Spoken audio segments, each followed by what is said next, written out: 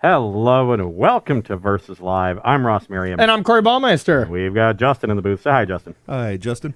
Justin will be taking all of your questions, comments, concerns, and burns in the chat. Make sure to tag at Star City Games so he can see them and send his favorites over to us. It has been a while since I've seen all of you lovely people in the chat, even though I can't actually see you, and instead I have to look at his ugly mug. Yeah, but I still kind of missed it. Oh, thanks, buddy. That's the nicest thing you've ever said to me. That's true. It's the only nice thing I've ever said to you. That is very, very true. And while we were gone, huge news happened. You turned 33. It was your birthday on Sunday. So now that Ross turned 33, we're doing something extremely exciting for this show. We're going to have him play his 3 decks against my 3 decks for his 33rd birthday. Really good show here. Really, really creative planning on our part. So you're welcome. Yeah. Everyone at home. I've been wanting to make that joke for 2 days straight. I'm actually impressed that if it's a joke you came up with 2 days ago, that you remembered it. Yeah. Especially at your birthday party where it was a little fuzzy. So, yeah. Anyway, we are actually going to be playing some Historic. First time visiting that format in a while. And it's because both Corey and I were so enamored with the sweet decks that saw play over the weekend at the Innistrad Championship. It was good. Yeah, the format just looked really sweet. I had not checked in Historic in a while. Yeah. And there were decks that I was like, I didn't know that existed. And it looks awesome. Yeah, it was really cool. You know, I tested the majority for practicing for commentating that event, mostly Historic, because Standard, didn't change too much. It wasn't too hard to be like, wow, these blue-red decks, maybe they added a Hullbreaker Horror. If not, it's the same. So I did a lot of testing in Historic, and I just thought it was kind of based on the ladder that it was going to be that good of a format, just because you kind of just play nonsense, whenever you're playing. I was like, well, but once we get to the Pro Tour, it's probably going to be like 40% Is It Phoenix or something like that. And that just wasn't the case. It was spread out. Like the top deck was 16%. And that's the one you're playing. And outside of that, it was just, 10%, 5% here. And the format was sweet. The Japanese team completely broke it with the black-green deck. Their win percentage was through the roof. We'll see that one later in the show. Yeah, that one's a fun one. And overall, it was just a really, really cool deck. So I'm excited to try out Historic before, the format is completely done in like 2 or 3 weeks with Alchemy coming in and everything's going to change. So... yeah, we'll see how much it changes. There's a lot of really powerful strategies, so the barrier to entry is only getting higher. And I'm going to be starting with, as Corey said, the most popular deck from last weekend, and a somewhat successful one. Put a player in the top 8, Christian Hawk. That is Selesnya Humans. Nice little disruptive aggro deck, which I love. Collected Company gives you some card advantage and staying power.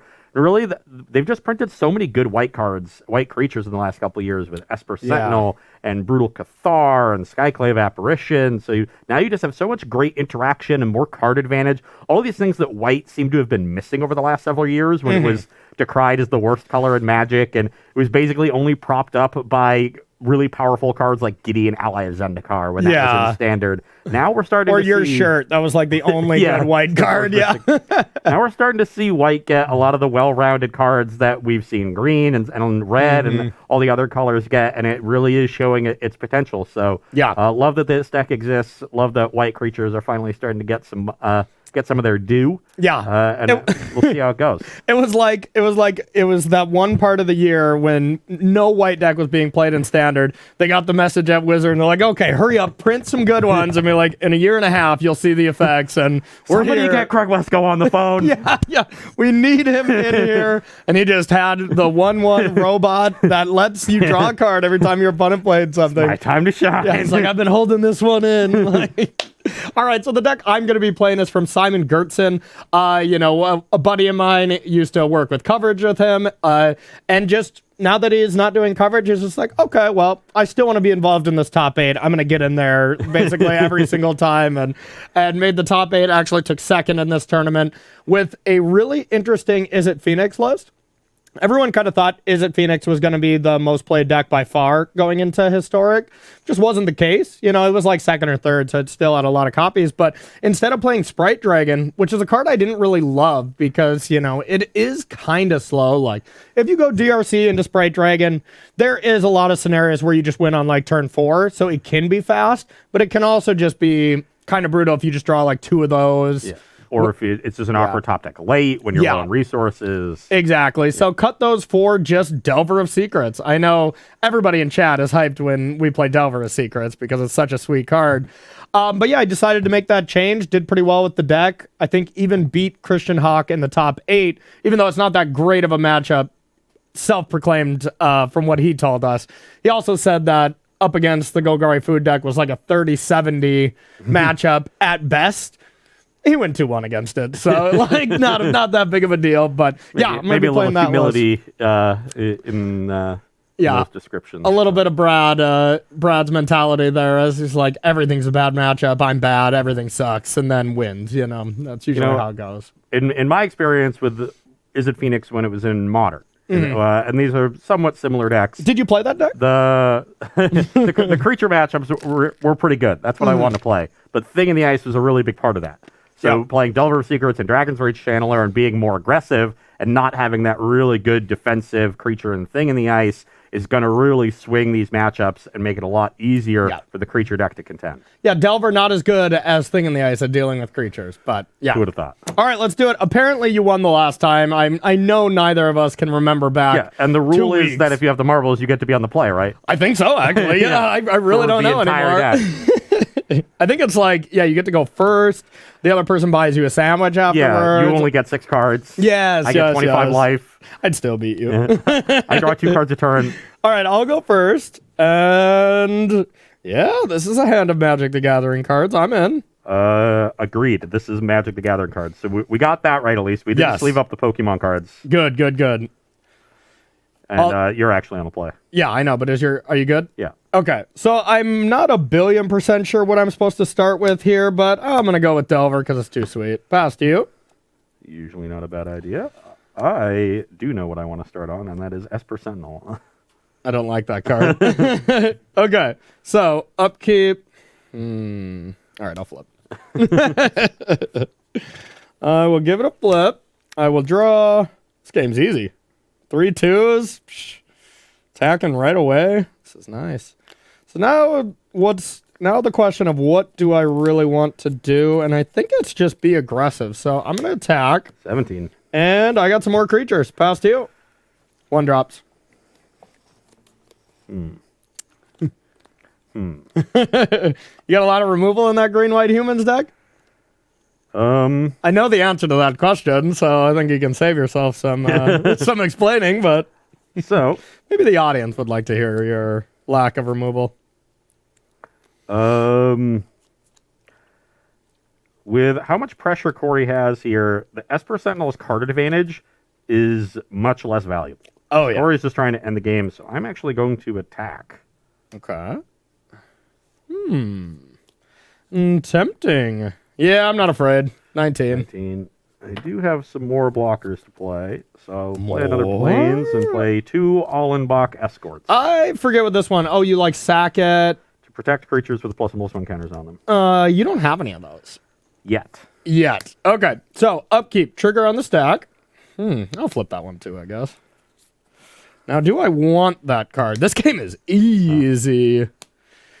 Now, I have the option to, play a spell, get rid of Fading Hope. Although, with this card, your hope is kind of fading.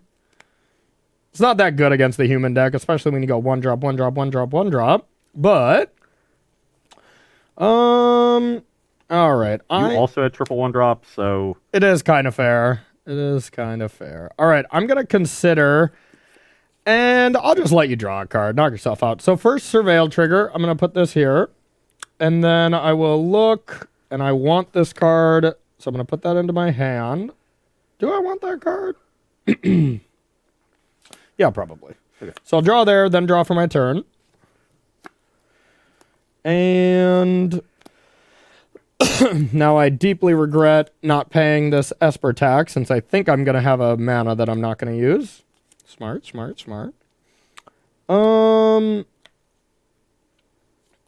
So I will play this pathway. And I don't think there's a way I'm going to get DRC able to attack, so we'll just attack for 6. 11. All right, then I will pass to you. This is not good. Not good. Tell me more. I will...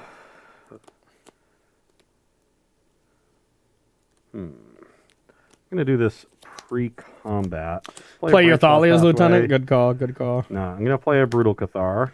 Brutal Cathar, eh?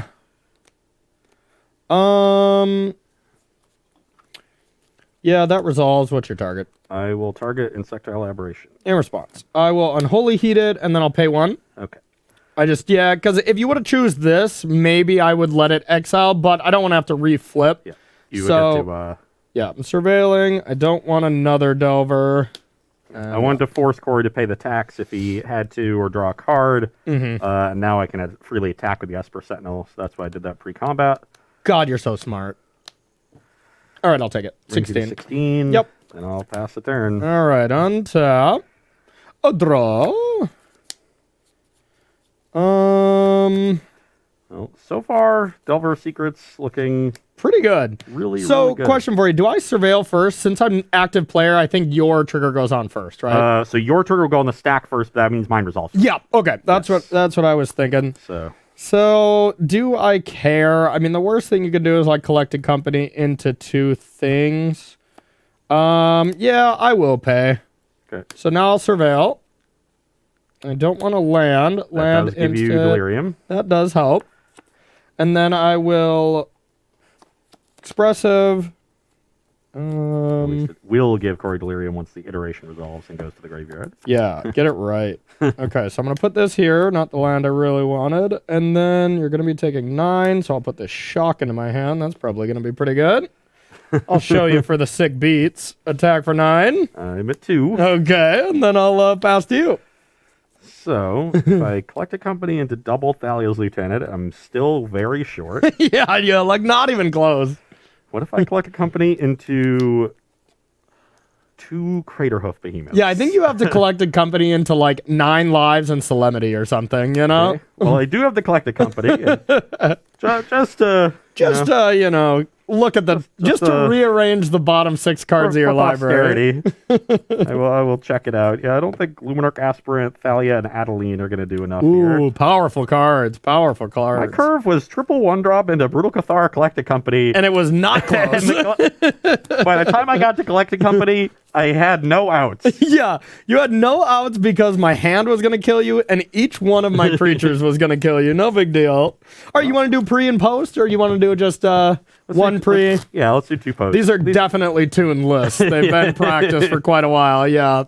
So we're going to take a quick break here, get our sideboard set up, and then come back and finish this first match with Historic on versus Live between Selesnya Humans and what is it? Phoenix. Yeah.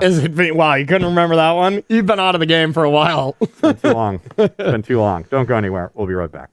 Welcome back to Versus Live, where we are sideboarding in our matchup between Selesnya Humans and Is It Phoenix. On my side, I'm going to be taking a very controlling role in the post-sideboard games, bringing in a pile of removal between Portable Hole, Skyclave Apparition, and the 1 Declaration in Stone. And I'm going to be cutting a lot of my aggressive elements. Luminarch Aspirant entirely out, trimming 1 Thalia's Lieutenant. Ullenbach Escort is a way to sort of protect my position and force through extra damage. But in these post-board games, I'm going to say I'm okay with trading resources on a 1-for-1 basis with you, because I think my deck actually has more card advantage. I've got Ranger Captain of Eos, I've got Collected Company, I've got Esper Sentinel, even Adeline generating extra tokens when I'm attacking. So a lot of ways to generate cascading advantage. And then if Brutal Cathars and Skyclave Apparition stick, that's also card advantage. Yeah. I effectively get a 2-for-1 out of those. So very true. So I'm going to rely on those things to carry a longer game, as opposed to try to keep up with you in the early game, because your deck is much better equipped at racing with the switch to Delver of Secrets. So you have all these cheap threats. We saw how good you were at it on the play there in game 1. So going to slow down here, get a lot more interactive, and hopefully win an attrition game. And from my end, I'm going to slow down here and try to get a lot more interactive by playing Anger the Gods, Grim Lavamancer, and Abrade. We're both kind of going into this control route a little bit more. My deck cannot change that much, though, for what it's worth. This is the one thing I really liked about Simon's sideboard. There's a lot of small amounts of cards for matchups, because I think he really recognized that once you change the Phoenix deck too much, it doesn't become a functional deck. like really quickly if you take out a lot of spells and stuff. So yeah, you basically have to leave in all the cheap cantrips all the time. Always, and, yeah. You know, that's already takes out 10, 12 cards that you can't touch the lands, can't really touch the threats. So and also you can't touch this. Can't touch this. Welcome back, bud. Are you happy to be home? I'm leaving. All right. Well, that's 1-0 me. GG. Give me those marbles. So yeah, then we're just taking out the Oxes. These actually maybe are supposed to be staying in. I'm not 100% sure.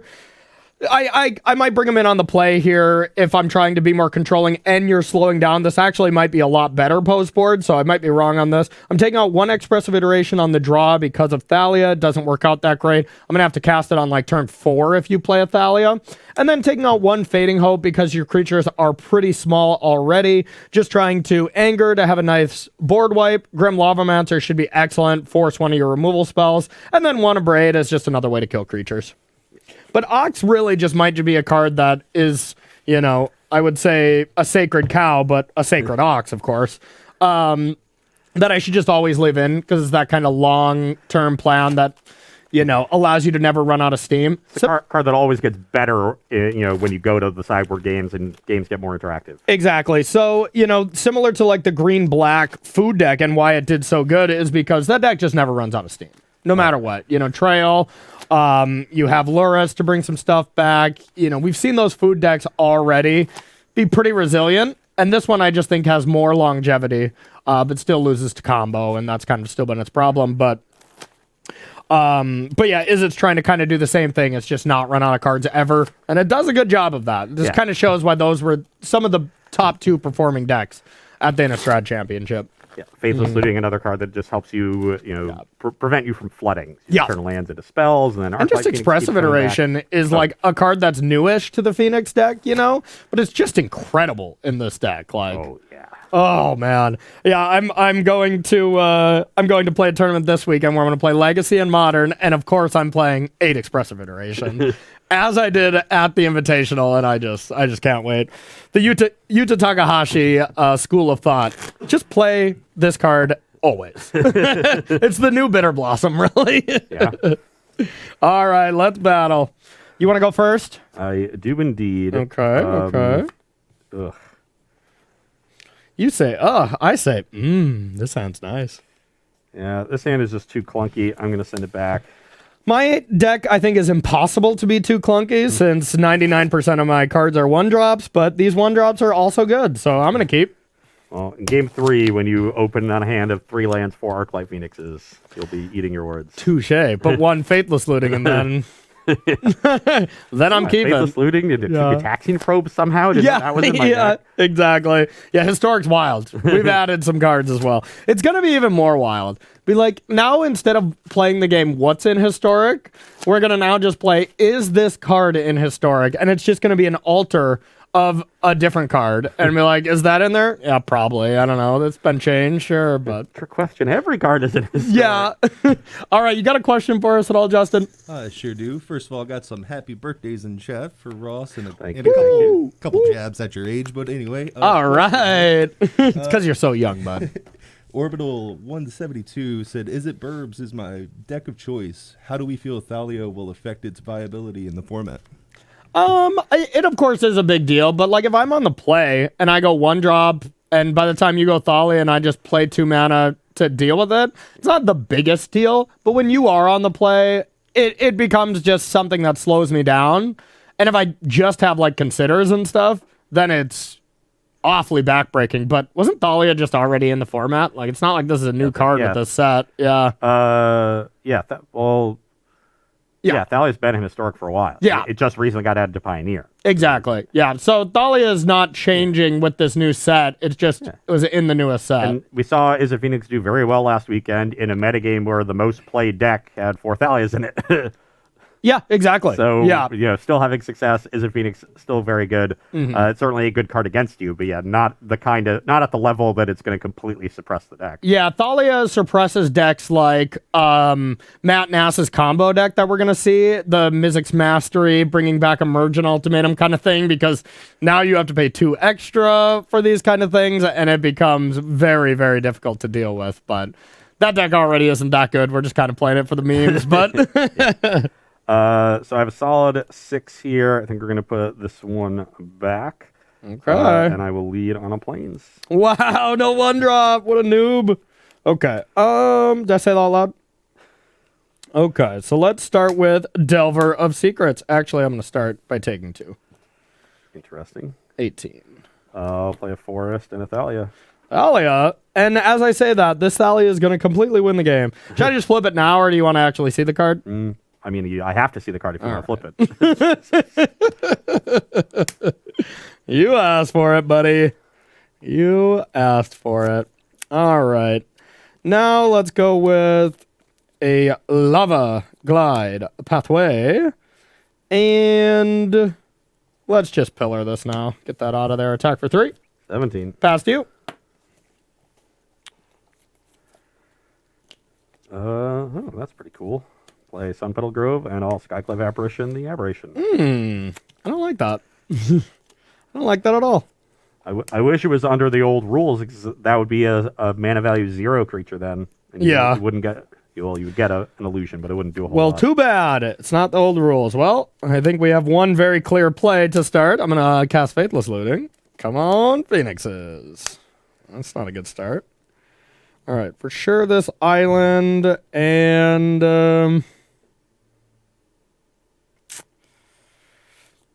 well, I guess...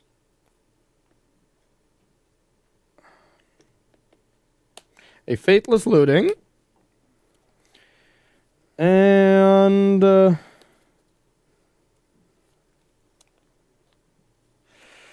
tricky, tricky, tricky. All right. Then I'm going to play this and just pillar this, get a 1/1. Thank you. And then I'll pass to you. I will play a plains and just pass the turn. Oh, so unlucky. Really, it's just unfortunate not to have a play there. God, so unfortunate. If I had mulliganed, I'd probably have a spell to play. But Yeah. I put one on the bottom. Yeah. A bunch of lands. That's just how it works sometimes. Sorry for your bad luck. My hand is kind of sad right now, so I kind of just want to like flashback Faithless Looting. I don't love it. All right. Flashback. Okay. A draw 2. Discard an Arc-like Phoenix. And... Probably should have main phase this collected company in case I had a Thalia. yeah, maybe. I'll remember that for later. And...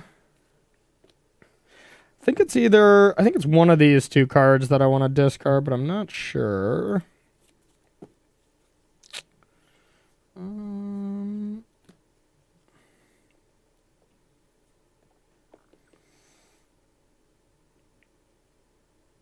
All right, let's discard a land. I don't want to make a land drop. It's not that big of a deal anyway, so I'll just pass to you. Instead of Coco. Miss.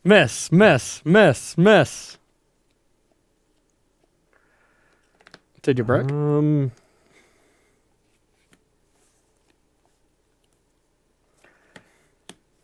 I guess I will pick these 2. Okay.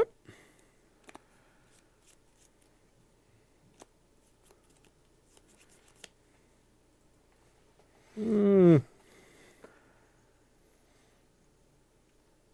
I'm going to take Thalia and Adeline. Seems good. Seems good. I was okay with it.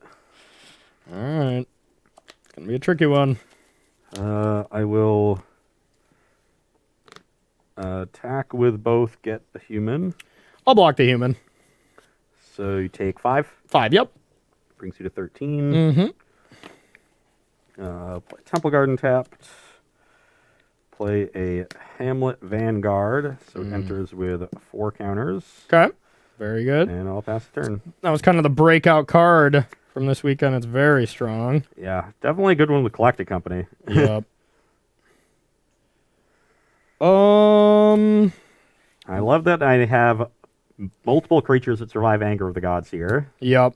I'm going to start with an Unholy Heat here. Then I'm going to consider my options. Look at the top. I'm going to put this here. No, your go. He's going to be sad that he discarded that land last turn. Yep, very sad. Ugh, brutal. Is that a good draw? Uh-oh. We're going to find out. Yeah, I guess I shouldn't have discarded that land. It bit me in the butt. I will take the only 2 creatures that I hit. Uh-oh, those are still good ones. Yeah. I guess I should have... Oh, yeah. I should have attacked, let the token enter, and then... That you should have, yeah.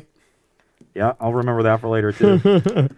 Some tricks in this deck, that's for sure. Yep. Then I will send with both of those creatures, get a human. This will get a counter. Doesn't that get 2 counters? Doesn't it see that come in? Yeah. Yep.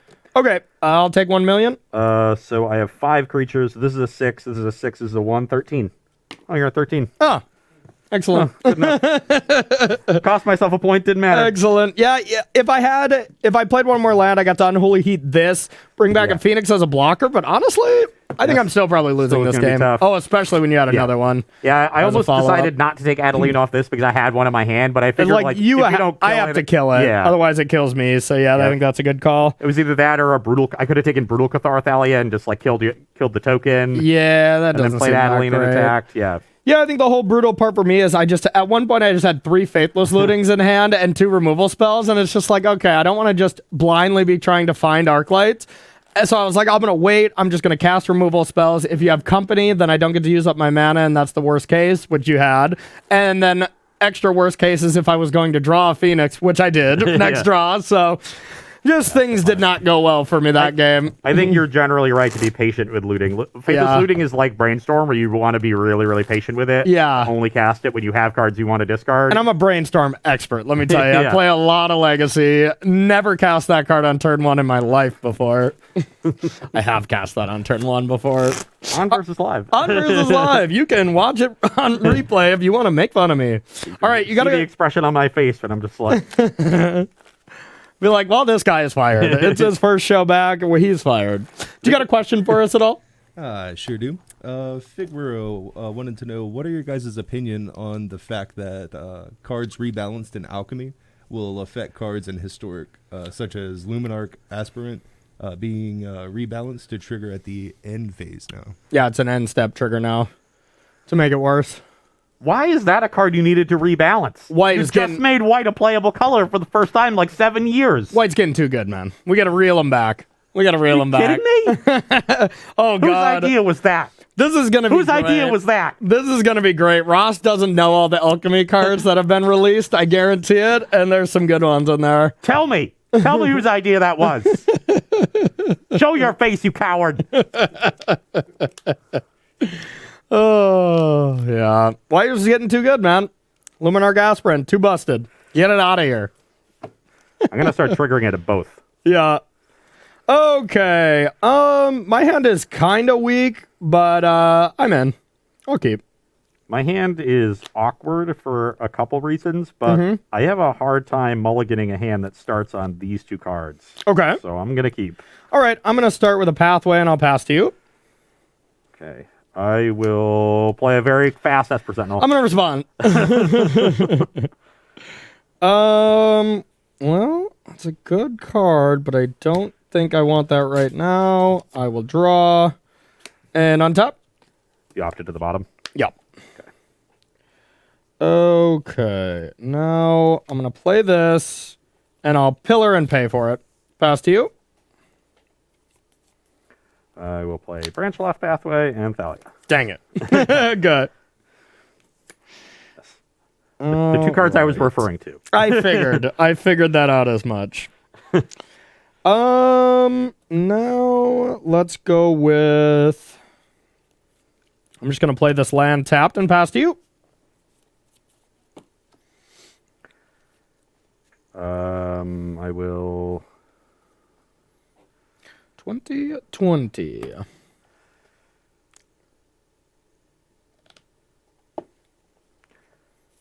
I'll attack for 2. I'll take it. 18.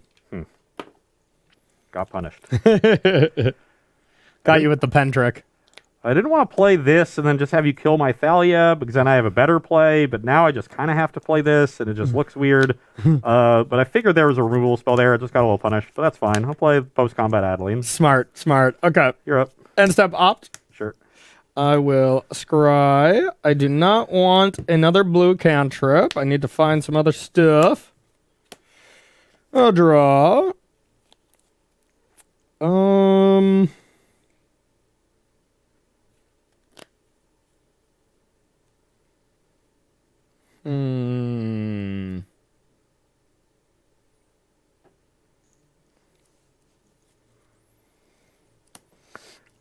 Judge, this works because it's without paying the mana cost, right? Oh, no. It does not work? Thalia is very good against that. Oh, okay. But without paying the mana cost. I guess it's no mana cost. This is an additional cost. Yeah, all right. I was going to say that for 1. Not bad if I pay for it. Not the case, huh? All right. Well, I will start with a Faithless Looting. And draw 2. Wow, I'm dead. I'm so dead. I will discard these 2 cards. I will play a land, and I'll pass to you. Well, the first game looked a lot shinier, a lot bright. You know, things were going good for me. I'm going to sack this while you do your thing. Sure. I'm going to cast an Esper Sentinel. Okay. Then I'm going to cast a Thraben Inspector. Okay. Which means the game's over. Yeah. Can't win. Not because of the Esper Sentinel, but definitely because of the one of Thraby. Declare attacks. Yep. Send with both. Get a human. So Okay, this is 7? 8. 7, right? I have 5 creatures. 6, 7? 5, 6, 7, 8. Oh, yeah, forget about this. Okay, yeah. I'm down in 10. God, Adeline is messed up. And then I will pass the turn. All right, end step opt. Trigger. Yeah, take it. Oh, I guess I got to respond to that. Sure. Yeah, I was blanking. Okay. Yeah. Done? Yeah. An Anchor here would still be good. I do not have it. I guess really what you would want is land, anger, 1 mana removal spell to finish off the Adeline. Yeah. Don't have that either. All right, Faithless Looting. Trigger. Yeah, take it. Draw 2. Ugh. I'm dead. I don't know what your hand was. But It's bad. It couldn't was a beat a lot Thalia. of cantrips. I couldn't beat Thalia and Esper Sentinel. I only had the 1 removal spell, so I was hoping you didn't have that. And I'm just In fact, dead. I had 2 copies of Esper Sentinel and Thalia in my opening Wow. hand. But my hand did not have green mana, so my first was Branch Left Pathway. Well, that's fair. Well, we still got some time. Let's stretch this one because this one's fun and fast. Oh, yeah. Wow, we got plenty of time. Honestly, that's just historic. That's historic, which is nice. It's like the games are, every deck is so powerful and proactive for the most part. There's still Jeskai control that is a grind, but games went by pretty fast and stuff for coverage, and it was fun. It was fun to watch. So far, it seems like the play draw really determined the first 2 games. I think, or at least made them very much not close. Yeah. And in that last game, you just didn't have early threats. Yeah, I didn't have early threats, but my hand was like Pillar, Expressive Iteration, Consider, Faithless Looting 3 lands. I'm like, okay, I can still find some stuff. And I just didn't find removal, I didn't even actually have Pillar. It was another cantrip. And I found Pillar, but I didn't find another one. You just had one of those really cantrip-heavy hands, and I had the very punish cantrip hand. Exactly. You're supposed to start with Thraben Inspector in my cantrip hands instead of Esper Sentinel. So, yeah. All right, 2-1 Ross. I'll be going first. And this hand's going to be a masterpiece. I know it. Oh, it is. 3 lands, Just 4 without lands. Dang it. Okay, now we'll actually look at the masterpiece. That green-white deck is good. Yeah, It's really good. There's just such a depth of powerful things to be doing. Yeah, this hand is a masterpiece. I'm going to keep... Uh-oh. It's a lot of the reprints, like Esper Sentinel, moving that into Historic, Ranger Captain of Eos. Yup. Really round out the deck very nicely. I totally agree. All right, I'm going to keep, and I think we're just going to get rid of this beautiful birdie since I don't have a great way to do anything with it. So yeah, let's do that. And then I'm going to start with a Canal and a DRC. Pass to you. Okay. I will start with a Temple Garden, go to 18, Okay. and a Portable Hole. Rude. I was like, okay, it's at least going to live for one turn. I kind of forgot about that. You're up. All right. Draw.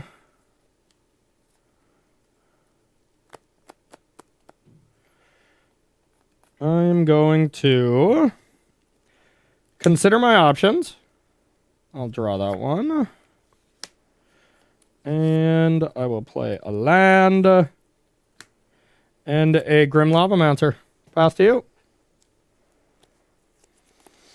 Awkward. Awkward! So, I can play this creature, but I'm likely just losing it to Grim Lavamancer. Grim wouldn't do that to you. So, I think I just have to play a land and pass. Own tap. A draw. All expressive iteration. That's a bit of a tilt. Maybe could have gotten.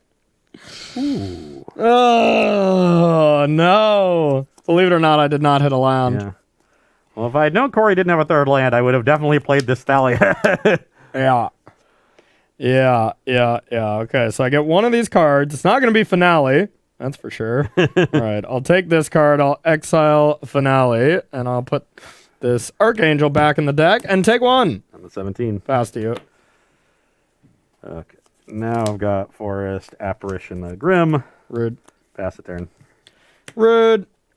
All right. Now let's go with draw that masterpiece of a card. Now I'm going to take 2. 18. And I'm going to play these 2. And I'm going to pass to you. You got 2 types in there? 2 types. Take that. What are your life totals, real quick? 18 to 17. Gotcha. Thank you. Yep. Okay. I will play Thalia. I'll respond.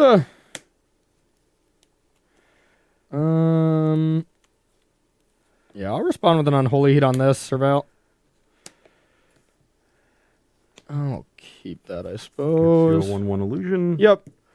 And then I'll play an Esper Sentinel. Okay. And pass the turn. All right. I'll flip this. What is it? Okay.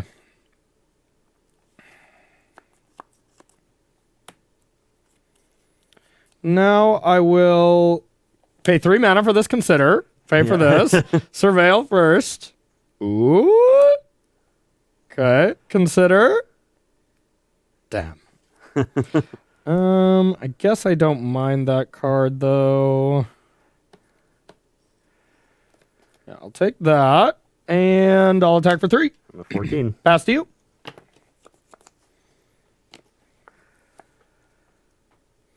Okay. Drew another land, which is not bad. And I think I just want to keep the pressure off of me, like I've been playing most of this game. So, Okay. got another Apparition for the Aberration. Still rude. And I could attack with the Thalia because the Apparition kind of checks these. You can also, if you surveil a creature in your graveyard, get to Delirium for the DRC. Which one I'd probably want to get in.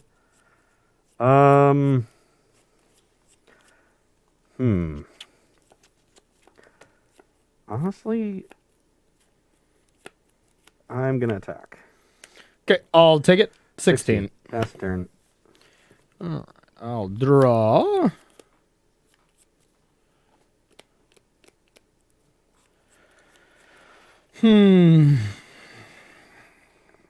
Got very punished for holding my Thalia on turn 2. I think I would be very far ahead in this game if I just played it.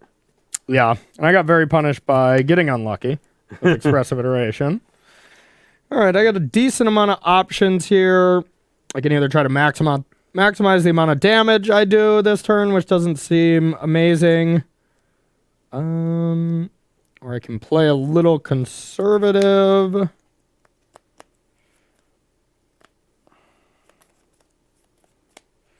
I'm going to go for the gusto here, I think.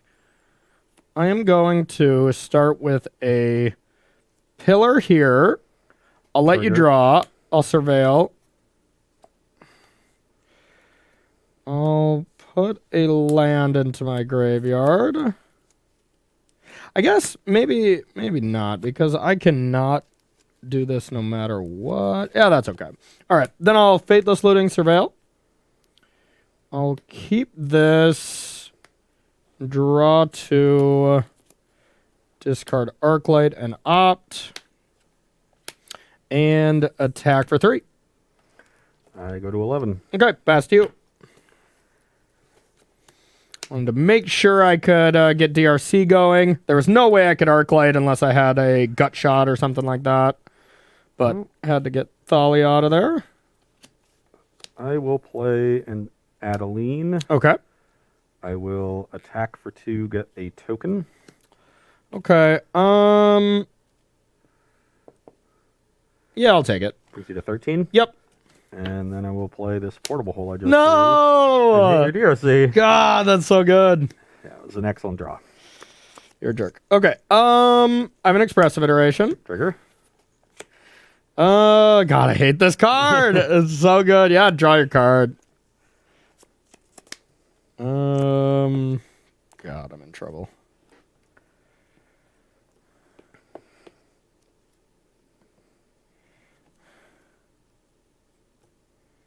Alright,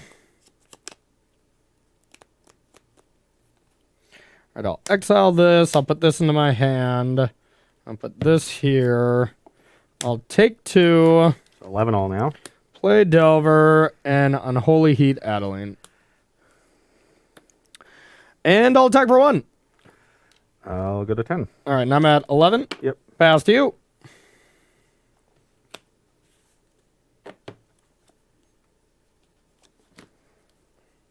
Interesting. So I think I just want to play these. So I don't like the word these. I'll play Adeline. Okay. And at this point, I'm happy to trade Esper Sentinel for Delver. It's already done its job. I'm going to have enough gas for the rest of the game regardless. So Yeah. attack with everything, get a token. Yeah, and so that's 5. What does it look like if I, like, how do I win this game? I think it's getting some kind of lucky with Phoenixes. Yeah, whatever. I'll block Esper Sentinel. Okay, so you take 4. Yep. Brings you to 7. 7. Then I will play Thraben Inspector. Get Oh, God. blue, It's over. and pass the turn. Okay. And draw. That's not great. I'm so dead. All right, I will flashback Faithless Looting. No triggers. Yeah, thank God. All right, I'll discard these 2 cards.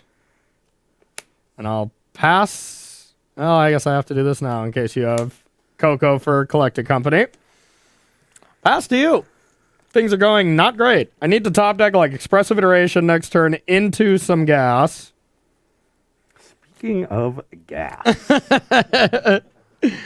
You're just doing it over there. I think you found what deck you would be playing at this tournament, huh? So the only thing I'm really worried about here is a ridiculous number of Phoenixes, right? Yeah. So I'm actually not going to cast these Collected Companies because I think I'd rather just lock you with Ranger Captains and find another Esper Sentinel.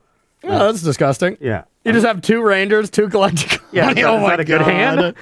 Is that what I want? Yeah, I said I had enough gas for the rest of the game. I was not lying. Yeah. Ranger Captain for an Esper Sentinel. Cool. I'll attack you for 5. Cool. Yeah, I'll take it. Easy. Give it 2. I'm at 2. Pass the turn. Upkeep. Sack Ranger Captain. Okay. Got him. Yeah, you would. All right. Well, that was a beating. Here I had a lot of threats, but you just controlled them all devastatingly with those portable hose and stuff. But, like, honestly, you can say, yeah, you got lucky to draw it, but you drew it because of Esper Sentinel the turn before where I had to give it to you. So, like, it doesn't really feel like a lucky draw when it's your cards giving you cards. That's just card advantage, you know? So it's just, my card's giving me the best opportunity to find it. So, yeah, the extra removal just to keep the pressure off of me. Because that's what the way this Phoenix deck is built, you don't have as strong of a late game. You do have some card advantage. And I think one of the big things is a lot of your card advantage in terms of applying pressure is based on or predicated on Arclight Phoenix coming back. And against a white deck whose removal is almost entirely exile-based, that just doesn't happen as often. Yeah, I did not bring back a Phoenix. I was very much Izzet tempo here. I was not an Izzet Phoenix deck. You were a Delver deck. Yeah, I was a Delver deck. Delver looked very good. You literally transformed it immediately every single time. It is good when you're extra lucky, but yeah, it wasn't enough. And when you were on the play in game 1, when I didn't have as much removal, you were able to get the threat down and then start controlling my battlefield, and that's the way you wanted to play. But it just didn't really materialize in the other games, either because you didn't have there's one game you didn't have a threat, one game where I was on the play and just got the initiative, so you weren't able to get ahead, and then one game where I had enough removal to control your battlefield. So I won games in a lot of different ways. And that's usually a good sign that the matchup is favorable. And a sign that the deck is just really good and versatile. Like normally these kind of collected company creature decks, they do the very same thing and it's very one-dimensional, but now there's just so many creatures that do such wide variety of things in that deck, and they all happen to be humans.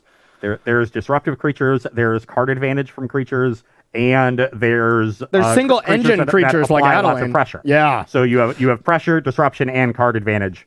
That's the trifecta. Yeah, this may be like on par for level of like modern humans. Like Aether Vial, of course, is a big difference. That adds a lot of elements, but this deck cannot be that far away from the power level of modern humans. I think it's a touch slower.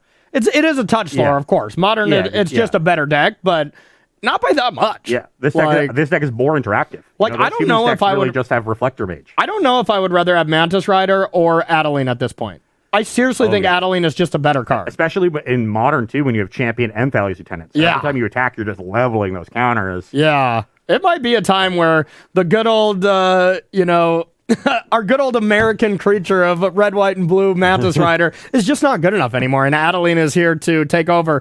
And the thing is, in Modern right now, the removal is still so much more efficient, and everything costs 1, mostly because of Ragavan's footprint on the format, that Humans is basically unplayable.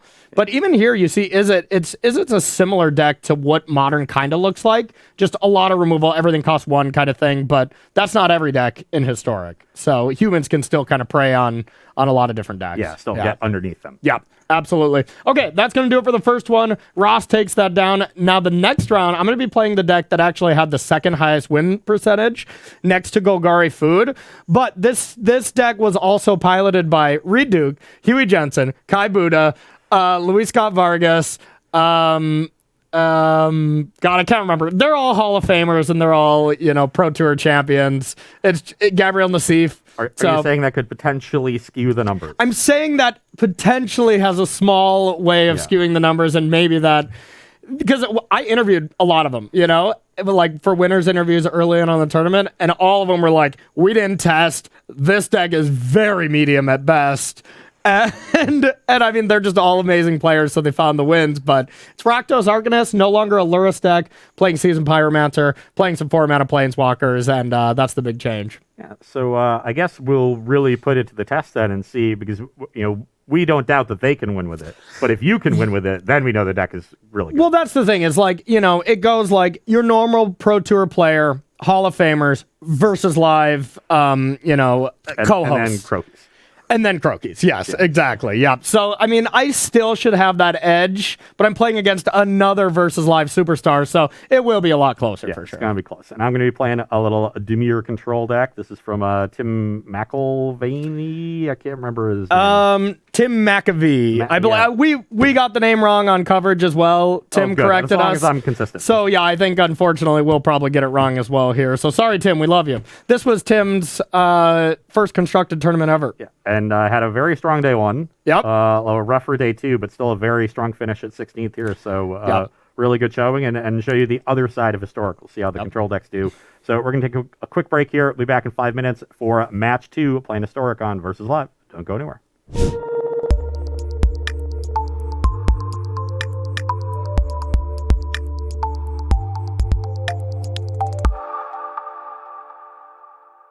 All right, everybody, welcome back to Versus Live. My name is Corey Baumeister. And I'm Ross Merriam. And we got Justin in the booth. Say what's up, Justin. What's up, Justin? Justin will be taking all your questions, comments, concerns, and burns in the chat. So make sure to tag at Star City Games. And he will get his favorite complaints about Alchemy over to us. Okay, we are playing some Historic right before this format dies, according to Twitch chat. I'm just assuming. I'm not reading, but just assuming the world is on fire with Alchemy coming out. Magic's going to be completely unfun. The sky's falling. Yeah, exactly. Is that about right?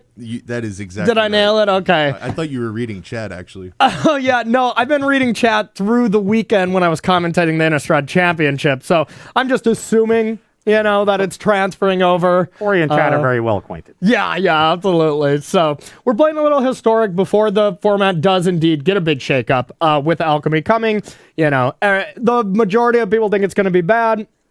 I, for one, think it's great. I think being able to adjust cards on the fly a lot faster lead to very unfun things being dealt with a lot quicker. For one for me, I don't know if this is even a card they're thinking about, but like Cat Oven. That's unfun to play against, in my opinion. It's extremely good. It shuts down a lot of strategies. Something like that I can see getting switched right away. Oko, if that was still legal, instead of just having to ban these things. Fires of Invention. Give me my fires back. That card's not even, how good can that card be in Historic? Probably still pretty good, but I want it back. But if I can get it back in some version that makes it just a little bit work, I'd rather have that than the card just be banned altogether. Yeah, no, the tendency is for very, bombastic takes, and the reality is always much more nuanced. Wait, Shaggy's been leaning in on this hot button issue? Oh, it took me a second to remember that reference. Mr. Bombastic. I love me some Shaggy, let me tell you. There's obviously benefits to doing it this way. Yeah. The downside is that paper Magic and arena Magic are now pretty firmly separated. Yeah. They're just different things. So that can be annoying. But you're right. Like having this flexibility to be able to deal with cards in a less extreme way that allows the maximum number of cards to be played and allows them to really, the job of designing Magic sets is very difficult. Yeah. And super hard. This allows them to do it well past the time that the set is finalized. Now they have options, they have tools at their disposal to be able to make tweaks. He's like, oh, we got this wrong. We missed this by a little bit. We overshot here. We undershot here. And they're able to then utilize the incredible amount of data that we have from Arena. Yeah, it's a new age. It's a new age of data compared to where we were at 10 years ago when we were playing Magic versus now in the modern day Arena world. Things change quickly with this much data at our fingertips. You can try to estimate how many games their playtest teams play with a set before it gets finalized. How long does it take on Arena after the set goes live for the world to have played more games than they did? A day. Probably 2 hours. Yeah, probably.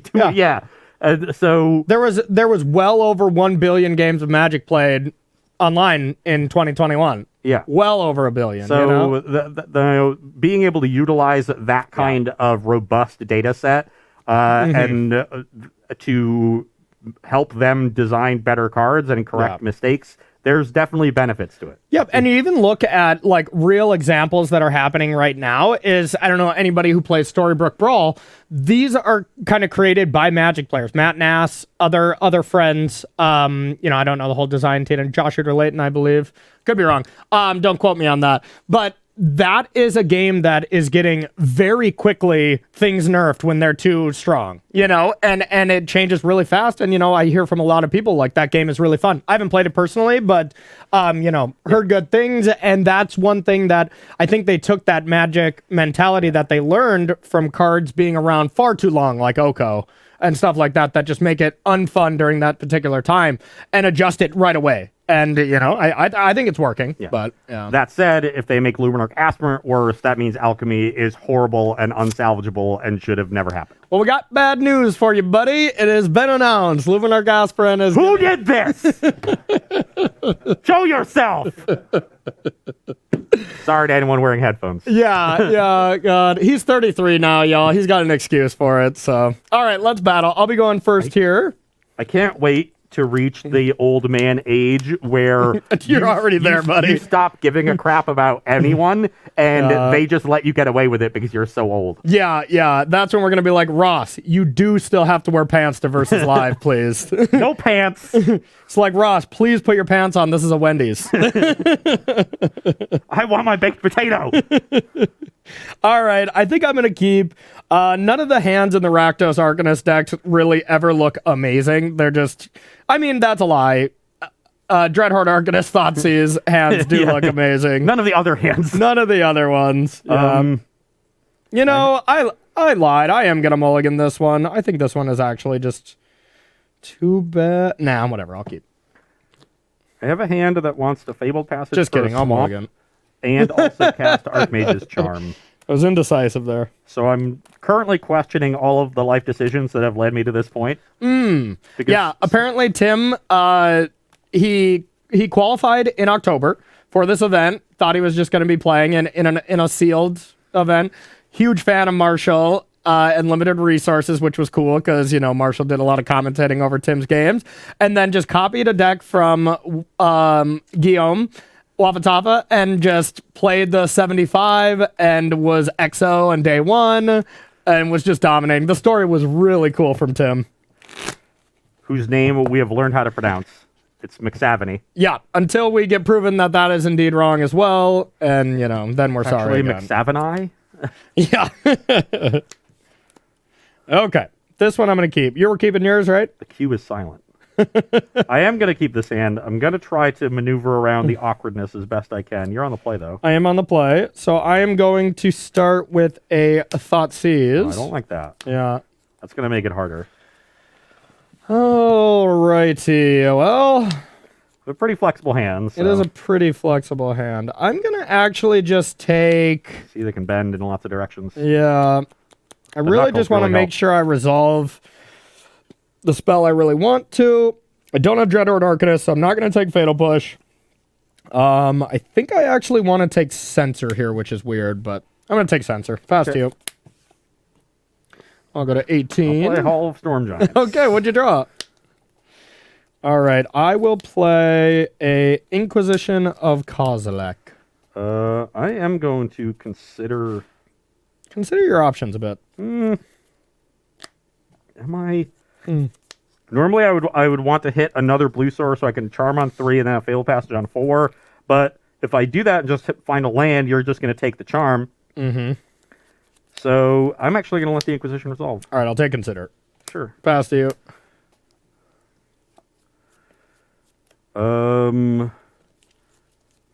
Now I will play Fable Passage and pass. Okay. My whole game plan was really just revolving around resolving this, because that's all my hand did. So, yeah. That good? Yep. I have to get one of the most hideous tokens we have over here. I guess I'll choose this Ross Merriam one, and then I'll draw 2 cards. Okay, pass to you. Crack this passage, and I'm not sure if I want an island or a swamp. Yeah, I'm gonna guess this is not a watery grave, huh? No. I think I want an island. I think I need to charm this turn. Look at this. Look at this young Ross Merriam. I bet he was like 30 in this picture, maybe 29. You've aged. Time has not been kind. Yeah. I'm glad that you released this inner red glow that you had. That doesn't look good, but yeah. I say my once rock hard body is now softened. Yeah. You went from rock to magma here real quick. Okay, I will play Shipwreck Marsh. Okay. That was a good one. Yeah. I will pass the turn. You're a shipwreck jerk. Okay, I will give you the beatdowns. 17. All right. Now I will just play this and pass to you. End step, I will draw 2 cards. Drawing 2. Hang on. What? Hang on. What are you trying to do to me? I'm going to do some things. In response, I'm going to have you discard a card and I'm going to return this. Make your decision a little harder before you get perfect information. Is it weird that I want to discard this Fatal Push? Not weird at all. This doesn't do anything. Okay. Discard the Fatal Push. So I'll draw 2 off the charm. I just don't want you to draw those 2 either. Then I'll draw for turn. Okay.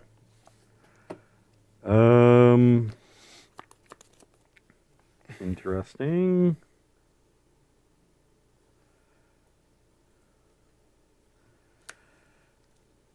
Let's start with the Thoughtseize. Thoughtseize. I have these 2 cards. I will take the Seasoned Pyromancer, put Sure. myself to 15, Okay. and I think I'm going to be regretting not taking that Gear Hulk pretty soon I'm here. gonna play an island and pass. I'm going to guess 2 turns. I'll attack. 12. I'm going to play Dreadhorde Arcanist. Sure. Bang. Go. I'm going to give you the old Denny Bear. End step, I will cycle Fetid Pools. Okay. I will cycle Censor. Okay. I got a turn before you start going torrential on me. I will cycle Censor. Okay. Oh, this isn't good. This isn't good at all. We finally censored Ross Merriam. It's about time. Oh, I'm going to be getting punished. Okay. I will foretell a card Okay. and pass the turn. I don't know what you foretell. So I either make tokens with Seasoned Pyromancer or I fire up the old den. I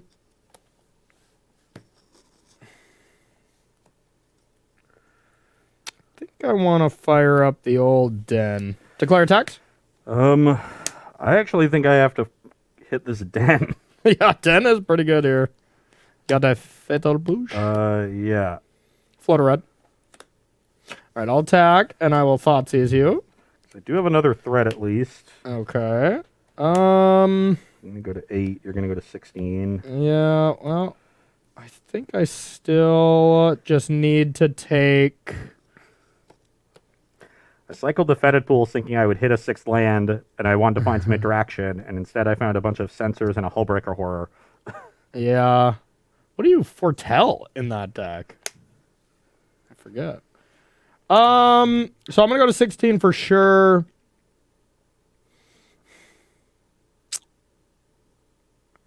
All right, I gotta take Gear Hulk. Yeah.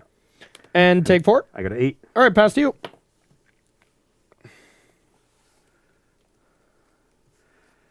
Okay. I'll behold the multiverse. Behold, okay. That makes sense. Oh my god. Behold the whole multiverse. Why won't you just let me interact? Have you ever played against Arcanist? This is basically just Grixis Death Shadow with a hat on, with a historic hat on. I really want to interact this turn, and I could keep a bunch of powerful cards and hope to survive. And I'm at 8. I could go to 4, but Then you're dead.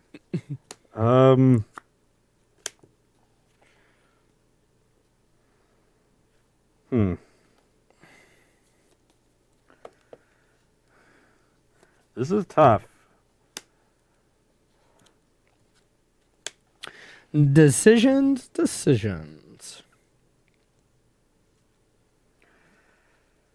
I know this card. One card that I'm really afraid of from your deck. I know you have some Shadows Verdict. Maybe they're all in the sideboard, but that is one heck of a Magic card against me. Arguably the best Magic card against Rakdos Arcanist. I guess what interaction am I even looking for? Fatal Push isn't that good. Counter spells aren't particularly good. Maybe I should just have the robust cards here and hope to live. Well, let's try it. Okay. Keep them both. Okay. Play a land. All right. Last turn. I'm scared. I'll draw. That's not a good draw.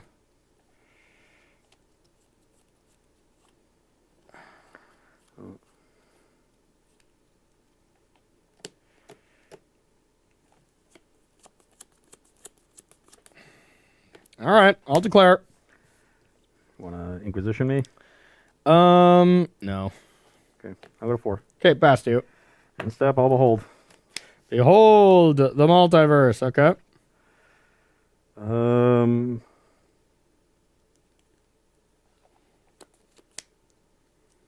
kind of want both. Stop taking both. This is rude. Oh,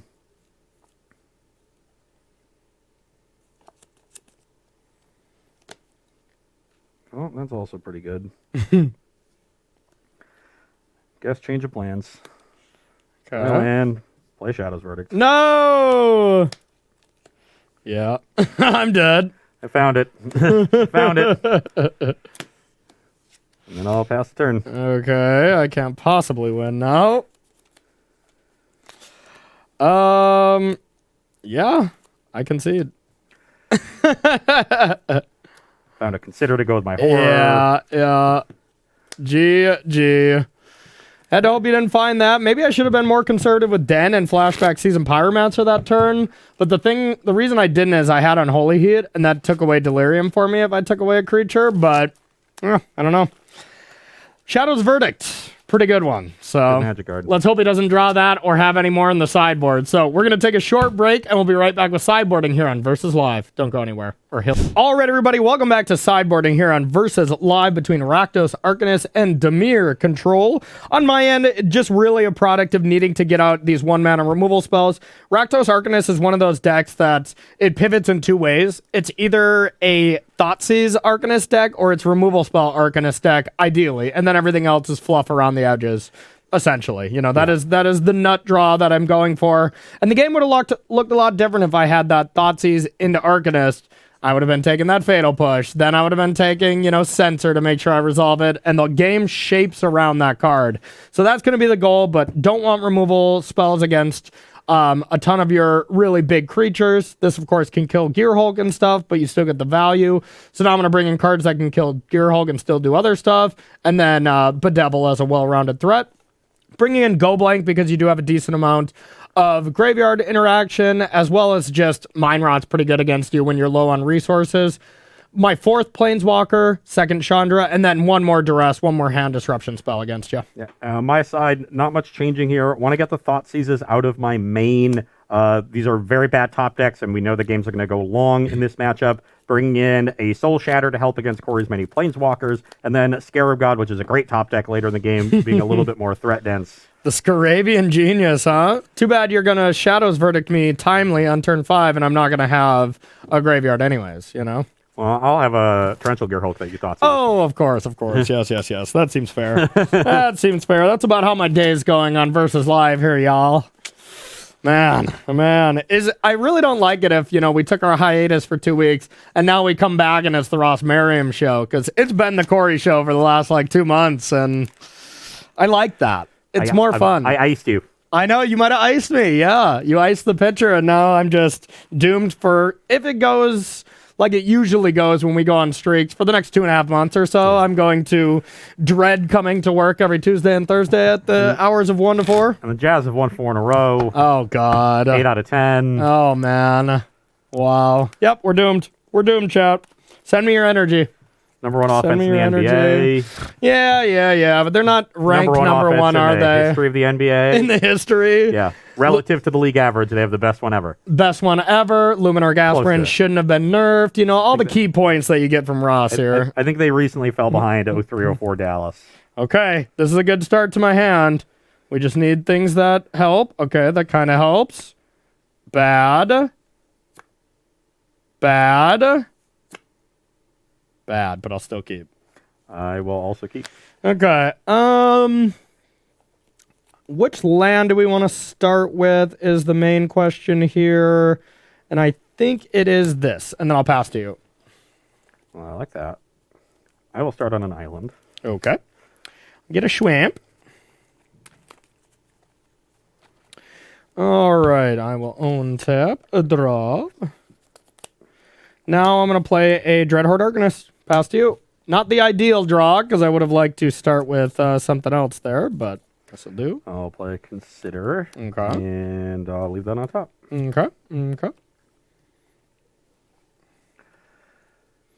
And then I will play a Consider. Okay.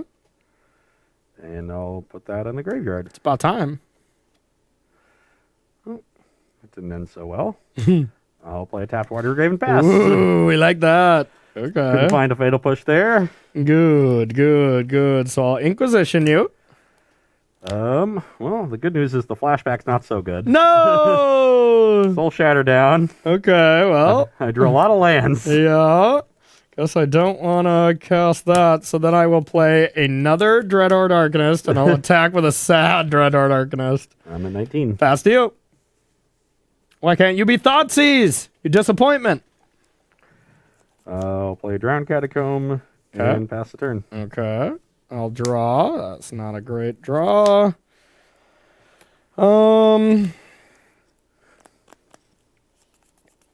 I will declare attack and Inquisition you. Drew another Fable Passage. Classic. I'll go to 17. All right. Now I'm going to play a Seasoned Pyromancer. I'm going to discard Dreadhorde Arcanist and Inquisition. I will draw 2. And I will play a Schwamp, and I'll pass to you. On your end step, I'm going to make a 1/1 Shark. Try to find some sort of action here. Okay. And draw. Okay. I will play a Fabled Passage Have you found said action? and pass the turn. Okay. Boink. Draw. Boink. God, these Arcanists have been premium so far. All right, I will declare attacks. I will Inquisition you. To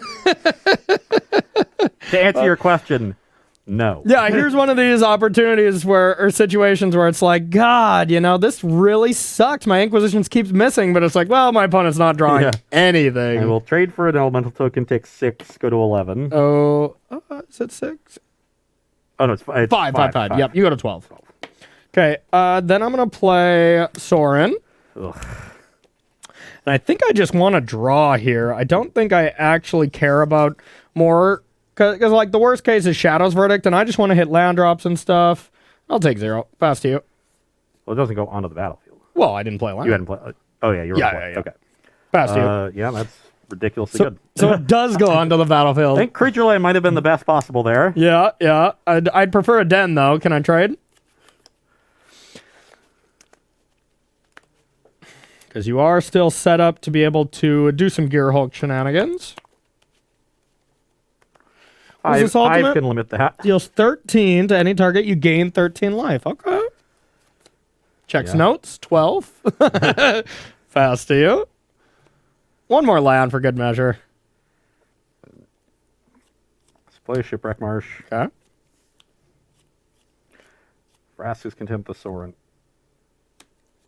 Wow. I'll go to 14. Wow.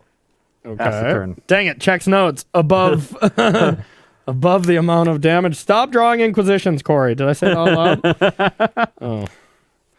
Oh, this is a tilt. This is a giant tilt. All right, well, I am going to attack. For 5. Yep. Brings me to 9. Okay, then I have a Kroxa for you. I'll go to 6. Okay, you sure you don't want to discard the Gear Hulk? You don't take damage then. I will Lantern away your Vraska's Contempt. And Inquisition you. Go. I wanted to do that to fill my graveyard for Kroxa. Then if I lose Lantern and a creature, I could maybe bring it back.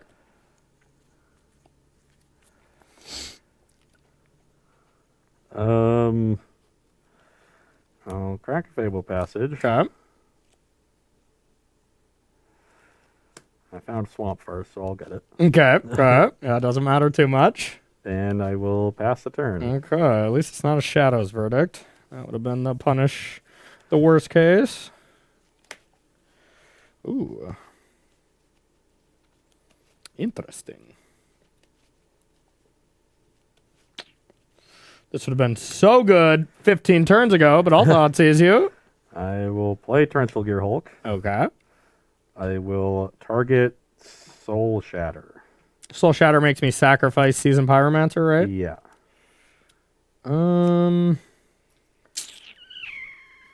Do I care about that? I think I do, because I get in 3 damage here, and yeah, you might just be dead, actually. Yeah, you're just dead, actually. It's no matter what you have in hand. Yeah. Yeah. So, Okay, then I attack, bring back Croxa, you take 6. yep. Cool. All right, well, Inquisition, not as good as Thoughtseize, we learned. Drawing lands, not as good as Yeah, drawing you spells. drew heinously there. Let's keep that up.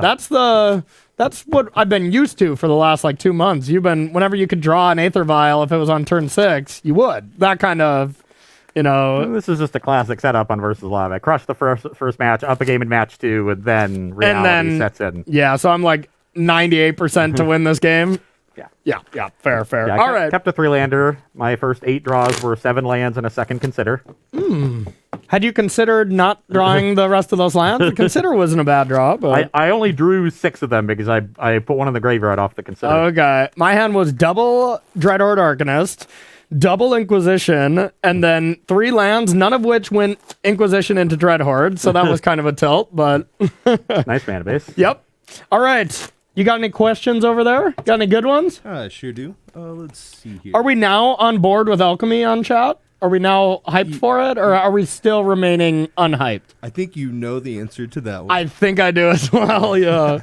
Orthan CBVV wanted to know, do you have an explanation as to why DRC isn't in the Rakdos deck? I talked to him a little bit, and the example they gave us, they didn't test a lot. It was JMN, Jan Moritz Merkel, just cut it, and they're like, yep, let's do that. If Merkel's doing it, let's get it out of there. But if you're playing a lot more creatures like Seasoned Pyromancer and you're playing Planeswalkers, you just don't want your curve to be, DRC into Dreadhorde Arcanist into Seasoned Pyromancer. It's not very good, and it's also this was what LSV said when I interviewed him. He's like, it's actually just not a good Delirium deck. It's actually pretty tough to get Delirium, so Unholy Heat's not that good.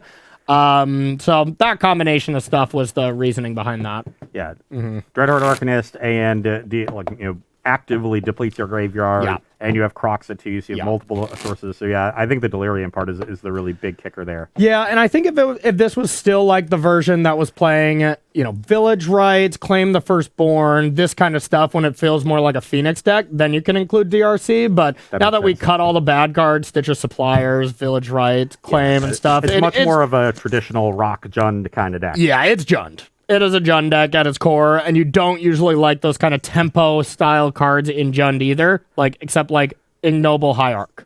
That's as close as you get to Even maybe. that one wasn't particularly. Even that one Jund. wasn't really played. Yeah, agreed. So the difference becomes when you have a critical mass of all those cheap spells, and your deck just starts to be able to operate at a different level of efficiency, like they do in Modern. When they have Rogavan and DRC and Mishra's Bauble and Wrens and Tarmogoyfs. And let's get real. DRC is a blue card.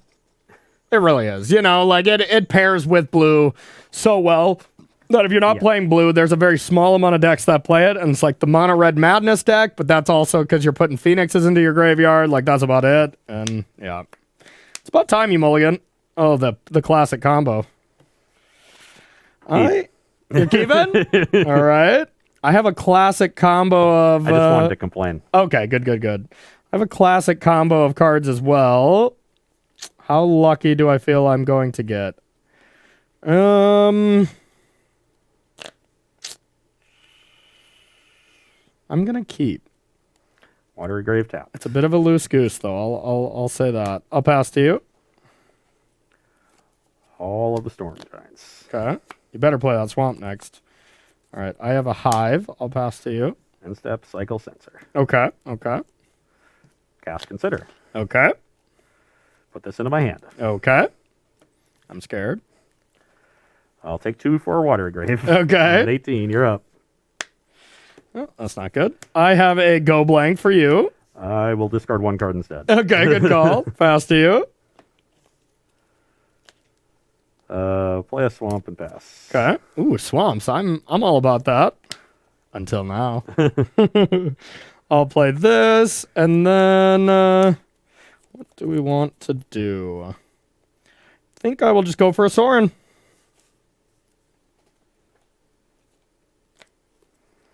Counter. Okay, pass to you.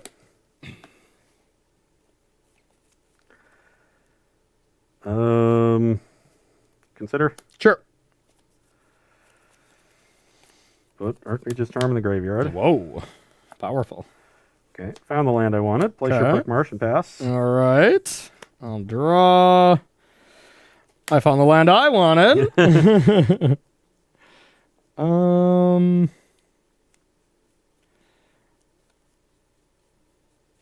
Okay, I was like, do I not have another mountain? That would be awful deck building by a bunch of Hall of Famers. One red source for Croxadeck? Sure.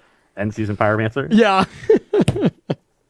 Okay. Now I'm going to go with a Chandra. Planeswalkers. That one resolves. Okay. I think I actually want mana here.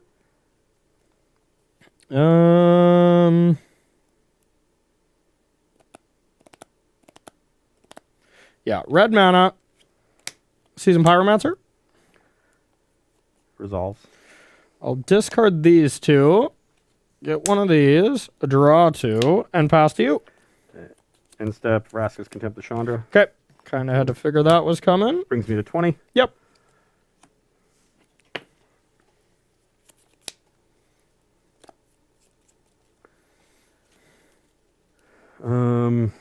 I'll play a Fabled Passage. This is Kraken now, get an island, Okay. and pass the turn. All right. This is like the pass with 4 mana when you have Collected Company in your deck. It's just, 4 stupid whatchamacallit.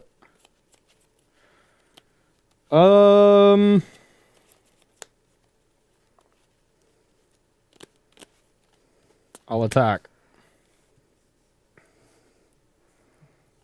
Gear Hulk. Yep. I will target Archmage's Charm. Sure. I'd like to draw 2 cards. Sure. I'd like to go to blocks. That I'm still considering.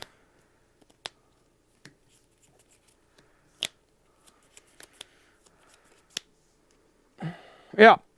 Block season Pyromancer. All right. Take 1 to 19. Chandra, deal 4. And I'll pass to you.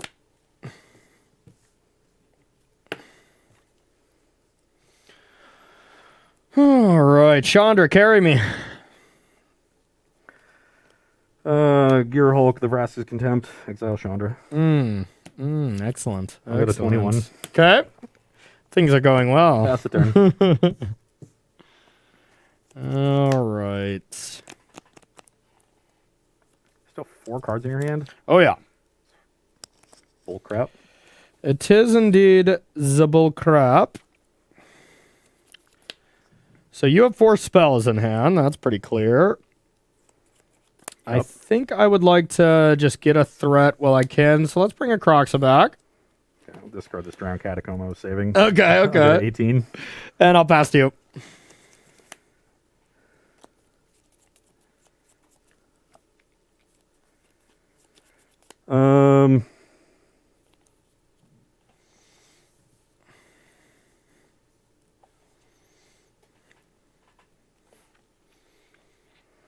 Yeah, I'll Shadow's Verdict.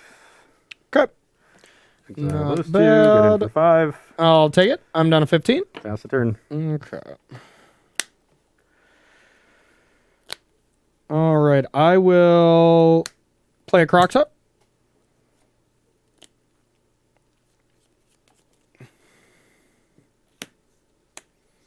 All right. Then I will destroy discard. Pass to you. It's pretty good. Not bad, not bad. You got 3 in hand. 3 in hand. I will draw 2 cards. Okay. I will pass the turn. All right. I'll draw.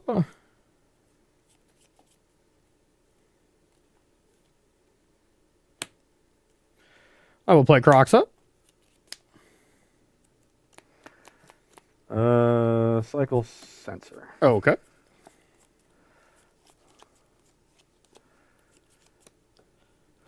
Discard Drown Catacomb. Go to 15.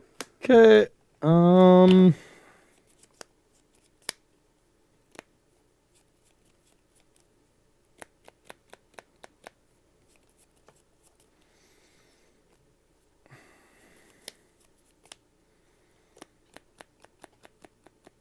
Then I will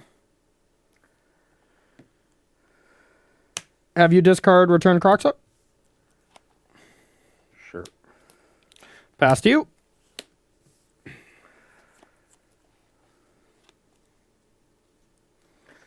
I'll play Shark Typhoon.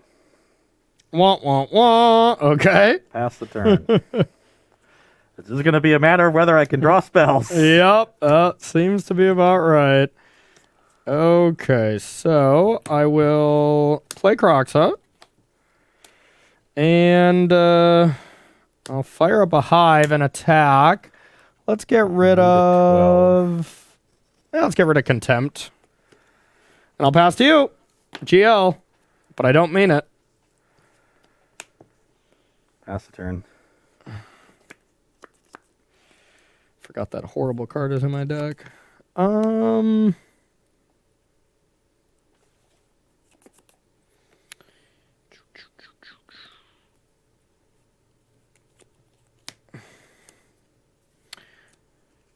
What are you at? 12. 12, okay. I will...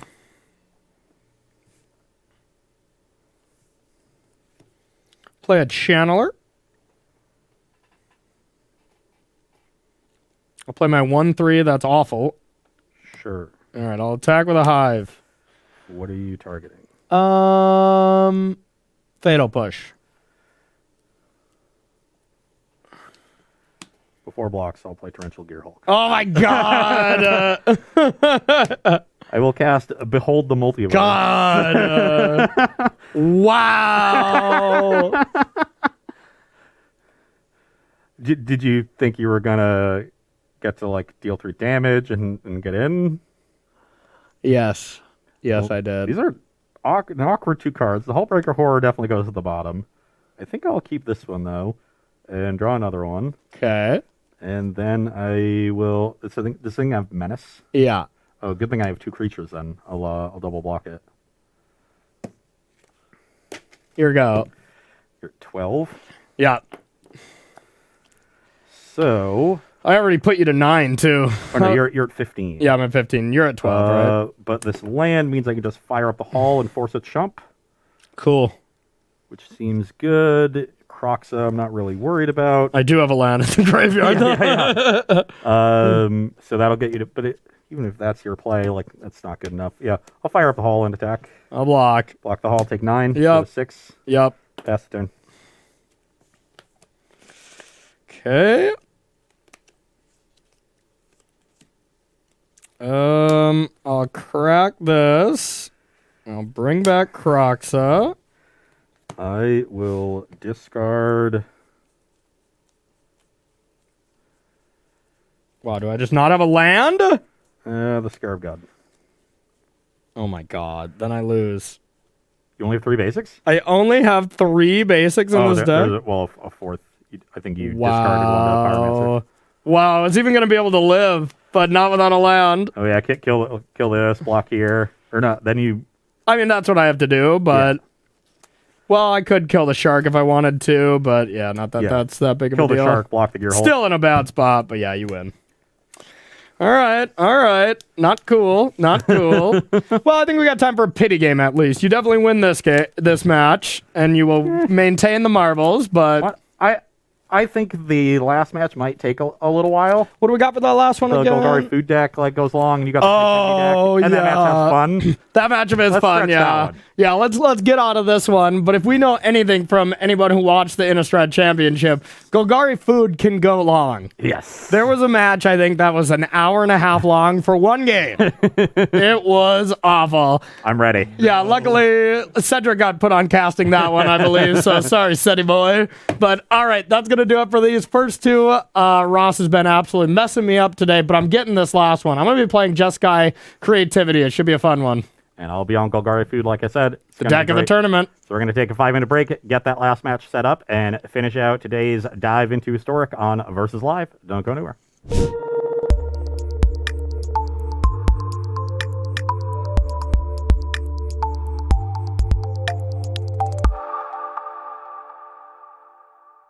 Hello and welcome back to Versus Live. I'm Ross Merriam. And I'm Corey Baumeister. And we've got Justin in the booth. Say happy Taco Tuesday, Justin. Happy Taco Tuesday, Justin. I am having tacos after this. This is going to be great. Justin will be taking all of your questions, comments, concerns, and burns in the chat. Make sure to tag at Star City Games so he can see them and send his favorites over to us.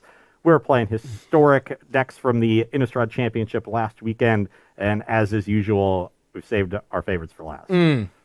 No, I'm having tacos after this. So sorry. These decks are cool and all, but they don't top tacos. So. That's true. Yeah. I'm going to be playing the Golgari Food deck that really dominated the tournament in the hands of the Japanese team that also dominated the tournament. And just unreal. Yeah, the deck is so well built and well conceived. Everything about it. Yeah. From what I've seen, looks great. I've always thought Trail of Crumbs was awkward in some of the other like Jund decks that you've seen it in, because those decks had lots of 3, 4, 5 mana cost cards, and Trail is such a mana intensive card to use anyway. So seeing in a deck that meets the criterion for Lurrus as a companion, has that really low curve, is awesome to see. It means that it's probably the best Trail of Crumbs deck ever built. Yeah. Definitely. I mean, I think it's awesome. And yeah, one last point on the Japanese team dominance is one of the coolest thing that I think I told you about is they had half of the team testing standard. There was about 12 of them. There was half the team testing standard, half testing historic, and just the day decks were due. Just like, this is what you're playing for the other format. This is what you're playing for the other format. So, like, just that much trust within that group of players. To be fair, some of the best Japanese players to, like, ever grace us, Yes. we're on this team, but still to have that much trust in your teammates and stuff is insanely cool. Yeah, we're all Magic players. We all want to have control of our own destiny. So that is a very cool way of doing it. I actually think works. It lets you be really focused. Yeah. And with the way the structure is, where deck lists are due, and then you have several days, you get some time to play with the deck. Exactly. Like, trust me, this is the list. You'll have some time to figure out why we've made the choices that we've made. Yep. It just makes perfect sense based on the way the tournament is structured. The only outlier was Yuta Takahashi, who just played Izzet Phoenix in Historic anyways. I don't think he should put down Expressive Iteration, so I think he also made the right call. And top 8 it again, no big deal. Hard to argue with the results. Exactly. So, I'm going to be playing Jeskai Creativity, a deck that, did pretty well in the tournament. Yoaki Ike was the one who ended up making it with this deck. Really cool stuff. Trying to put Sarah's Emissaries into play, lock you out a bit. It doesn't truly lock you out in this matchup, though, because Meat Hook Massacre is loss of life, so it actually just doesn't stop that. But, being able to hustle out one of these 7/7s while you're still getting your foot planted, that's kind of what I need to do, and that's what I'm going to try to do. Yeah, it's not a complete lockout, so you want to be a little bit more aggressive with it. Yep. But still a very powerful plan. Absolutely. So I will be going first because I strategically punted the other matches just to make sure I could get this done. And the result of the first match has no bearing on who plays first in the third match. So you could have won that one. Oh, well, now you tell me. You tell me. I forgot, man. I forgot. It's been so long. I'll keep this hand, though. It's pretty sweet. Yeah, I guess I will keep this. All right. I can make it work. Spike Field to Cave. Your go. I will play Darkboar Pathway and Shambling Gas. Oh, no. I used my Spike Field Hazard already. I'm dead.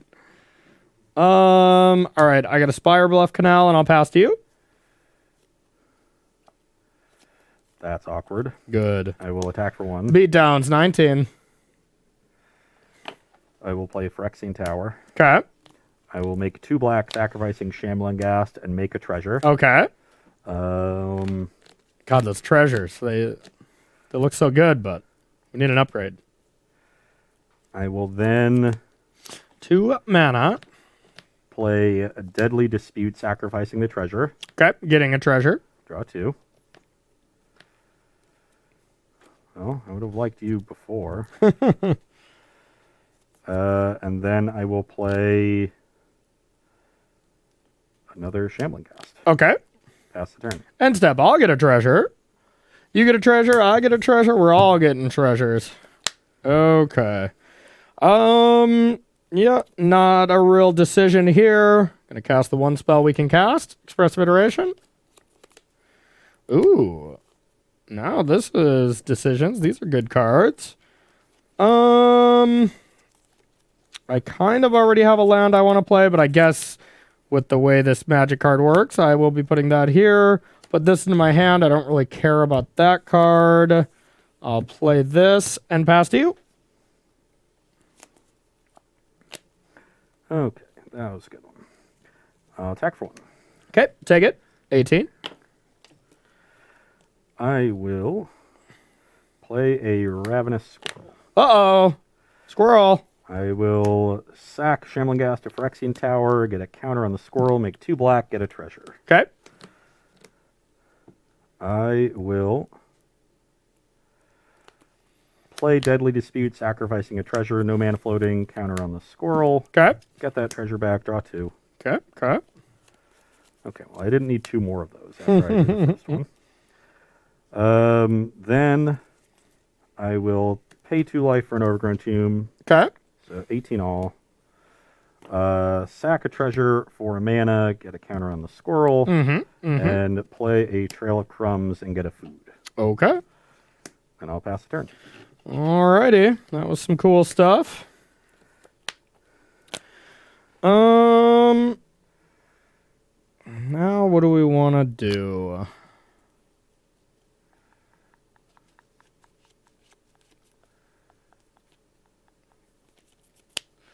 I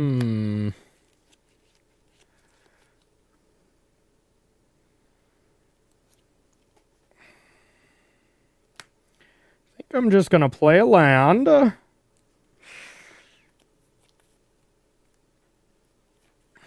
right.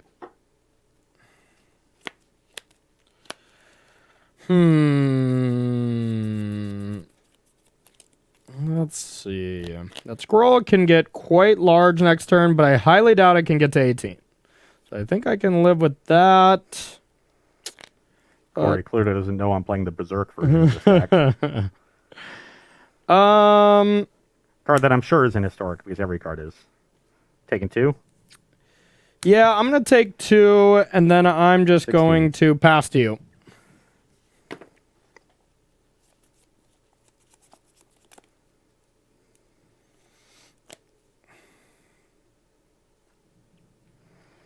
Interesting.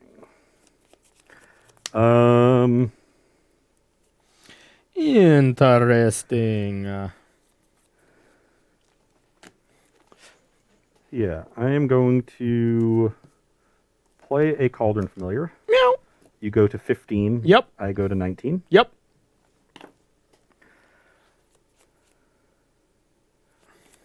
I'm going to take 2 for an Overgrown Tomb. Go to 17. Yep. I will play a Meat Hook Massacre for 0. Okay. The hook is loose. I will then sack Cauldron Familiar to Phyrexian Tower. Okay. Get a counter on the squirrel. You lose a life. Yep. Go to 14. I have 2 black. I will then sack the food to return the Cauldron Familiar. Use 1 of the black mana floating to pay for Trail. So I still have 1 black in pool. Yep. And yeah, counter there. I have to take a permanent. Yep. Not just any cards. Yeah. So I'll take Gilded Goose. So now I have 1 black in pool. I'm just going to sack this treasure for a green, get a counter, Okay. play Gilded Goose, get a food, Okay. and I've played my land for turn. Can't do anything with the black. I'll go to attack. Okay. Attack for 7. I don't think I have anything I can really do with this, but we're going to play this first. Get a couple of treasures. And yeah, I'll take 7. Brings you to 7. Yep. Pass the turn. So did we trigger the familiar when it came back? I don't think we did. I don't think we did. So I'm at 18, 6 you're at to 6. 18, yep. Yep. All right, I will draw. Now let's go with creativity for 3. I'm going to target these 2 and something of yours. The squirrel really doesn't matter. I actually think the goose is the most threatening. So yeah, let's do that. Now I flip over delay a creature. Yep. And I'm just going to search. Yeah. Well, I guess technically. Yeah, I don't know any cards, so I'm just going to search. It's the same thing. Yeah, I got another Gilded Goose. Dang it. And you're going to lose a life, put you to 5. Yeah, that didn't work out well. All right, I'll get these. I'll choose creature and instant. I guess it doesn't matter. And I'll pass to you. Okay. I don't feel good about this. I think maybe I screwed up. And I should have did this last turn. I could have did this last turn just for one angel, but I wanted to get a faster clock, but I think that's going to bite me because I took 7 because of it. So you're at 5 right now? I'm at 6. No, because you took 1 extra. Oh, yeah, maybe I'm at 5. Okay. Okay.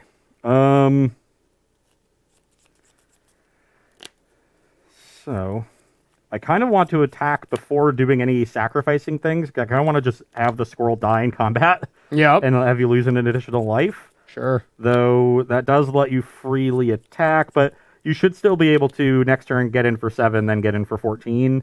Mm-hmm. So you're always going to have a blocker for it. And I can't make another big attacker. And I have 4 creatures I can try to have die. I guess. Are you just dead? I'm probably just dead. Yeah. So if I sack here, you go to 4. Return, you go to 3. Then yeah, you're just dead. Okay. Yeah, I don't have to think about those other things. Yeah. So I'm gonna mostly because you attack and I take 0 protection. Oh yeah. Yeah. I always forget that it's you. Yeah, it's you. Yeah. So let's sack Cauldron Familiar for 2 black. Yep. Trigger Massacre. You go to 4. Let's get scanner. Then I will sacrifice a food to return it. Use 1 of the black to trigger the trail. Yeah, I'm dead. Yeah, I have a fatal push to kill another creature to deal the last one. Yep. Of mine, and yeah, there's and find another kitty. Yeah, I think I screwed up. There's an oven. Yeah, I think I screwed up pretty badly because instead of unexpected windfalling, I could have just creativitied for 1 and got the angel, and then I don't take 7, and that buys me a lot of turn. That one big attack was. Yep, that was a loose goose. Range. Yep, that was a loose goose. All right, we are going to take a break, and we are going to be right back with some sideboarding here to see what kind of tech we got for each other. Don't go anywhere. All right, everybody, welcome back to sideboarding here between Jeskai Creativity and Golgari Food. From my end, I'm bringing in Rest in Peace because it's very good against the Cat Oven combo. And if I'm doing that, I really want to cut Mizzix because I do use the graveyard as well, but just for these 3. So those come out. I'm bringing in the 1 Ulamog only because I saw Yo do it. I have no idea if it's correct or not, but I'm going to do it anyways. Bringing in 1 Expressive Iteration. I assume this was just a misclick during deck building where it's in the sideboard. And then we're taking out 1 Justice Strike because it only really is good against Ravenous Squirrel. And then 1 Pact because I don't really have to protect my stuff too much. Yeah. On my side, doing the Thoughtseize for Fatal Push swap that is very common in any sort of control matchup. And then outside of that, just bringing in answers to Rest in Peace. I've got Outland Liberator, which is a threat in addition to being an answer, so I like that. And then I'm choosing to bring in the 1 Mortality Spear and the 1 Maelstrom Pulse instead of Mystic Repeal, even though they're less efficient answers to Rest in Peace. But what they are cards that make Corey have to play a little bit of a guessing game with Sarah's Emissary, especially if he only has 1.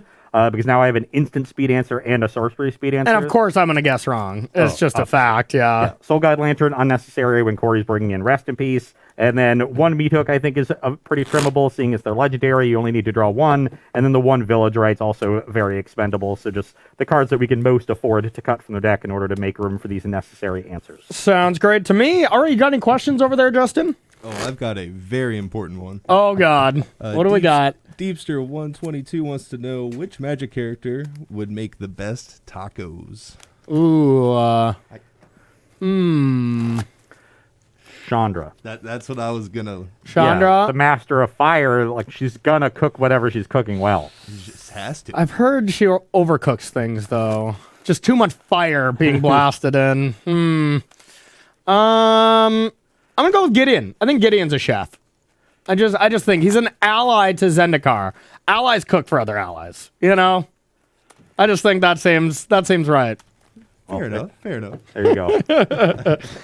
he doesn't just make so many 2/2 creatures without actually feeding them as well. So, I mean, can't just throw them out into the world. Have to be well nourished. Yeah. All right, you got any other questions there, Dustin? Yeah, let's see. You know how to throw one of these in here. Nick Day Mike wants to know what are your thoughts on Pioneer as a format right now? I think it's good.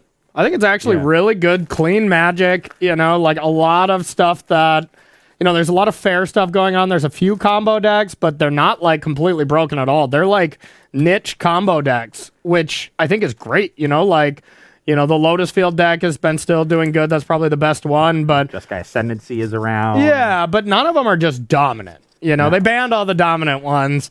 And I think the format's actually quite good. I agree. I think it's a great format. I hope that as Paper Magic starts returning more in earnest, we get to have more chances to play Pioneer. Yeah.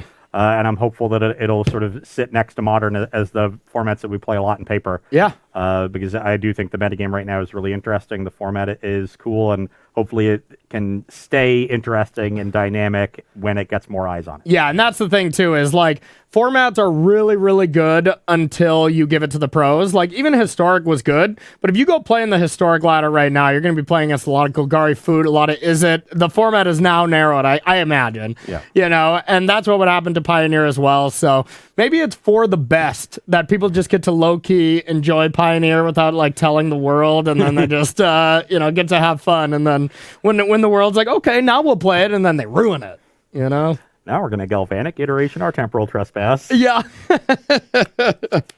Okay, I'll go first. I'll keep. My hand's decent. I have the unbeatable start, so. I really want to keep this. Okay. I think I'm going to keep this. It's really good if I hit. Yeah, you're crushing today. You might as well get a little frisky. I'm on the draw. I mean, Thraven Inspector is one of the best starts, so Hard Evidence has to be even better. Oh, yeah. Give me these counters. Give me them. All right, I got a crab. 18. I got a clue. Pass to you. Look at all these permanents I get with one card. I will also be going to 18, but that's for a Thoughtseize. Okay. I got a good hand for Thoughtseize, at least. Yeah, you do. I guess I will take the Fire Prophecy. The prophecy has been foretold. That's the unique card in your hand, and then I'll pass. Yeah. All right, we got some hard evidence for you here. Oh, yeah. Wait, I'm not done. Okay. Attack. Your go. Did you get that life total change? What was it? I attacked with my creature. For 0. I see what you're doing. We like to have fun here. I will play Witch's Oven Okay. and pass the turn. Ooh, baby. Okay.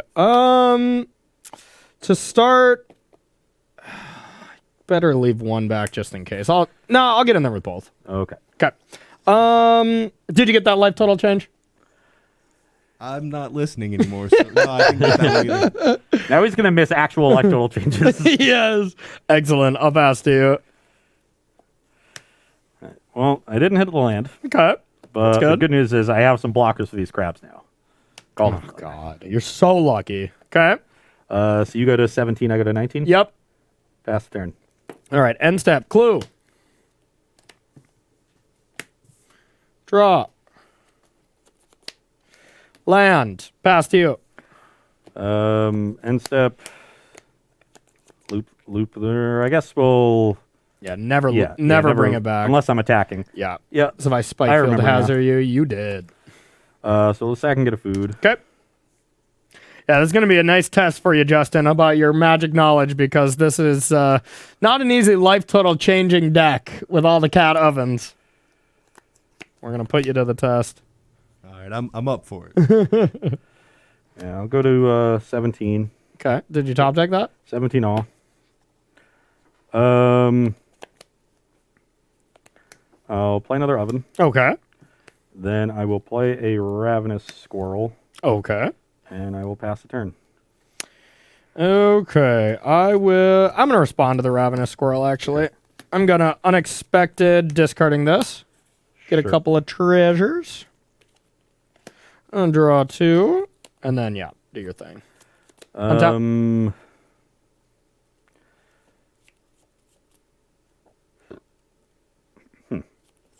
I'm wondering if I want to start putting counters on the scroll to get it out of range of burn spells and maybe force you to use treasures if you want to kill it. Mm-hmm. I think that's good. So I'm going to sack food to return familiar, get a counter. In response, I'll spike field hazard that. Not much I can totally do there other than like giving up a lot of value, but at least I got the treasure out of you, and I can get an extra. Might as well. I guess it's kind of the same, but. Well, it's kind of the same, but I lose a loop, right? Yeah, but you gain a food. That's the whole thing. Food. Yeah. Yeah, I'll gain the food. Yep. Gain so 1 taco. Sack that, get the food. Now you got Cauldron coming back. I also could leave this in my graveyard for Luris. Yeah, that's true. So if Miller comes back, you go to 16, I go to 18. Yep. And then I'll pass the turn. Okay. I'll draw.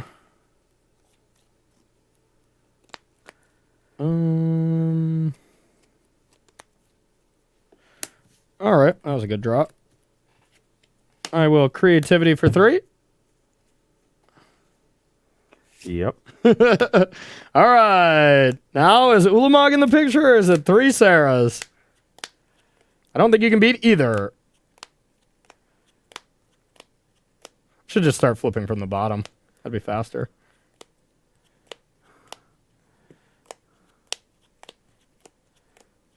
Look at all this rest in pieces all in one chunk.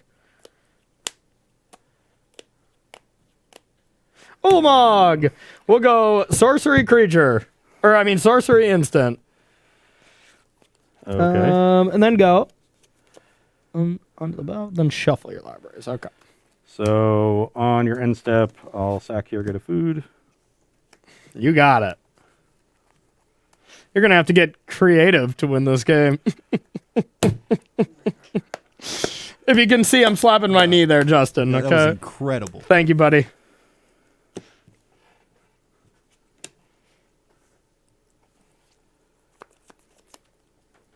Indestructible, but also protection from instant and sorceries, just in case. Yep. In case you got a Path to Exile. Hey, sack food, return familiar. I'm just going to trust you to keep track of life totals here at this point. You go to 15, I go to 19. Sweet.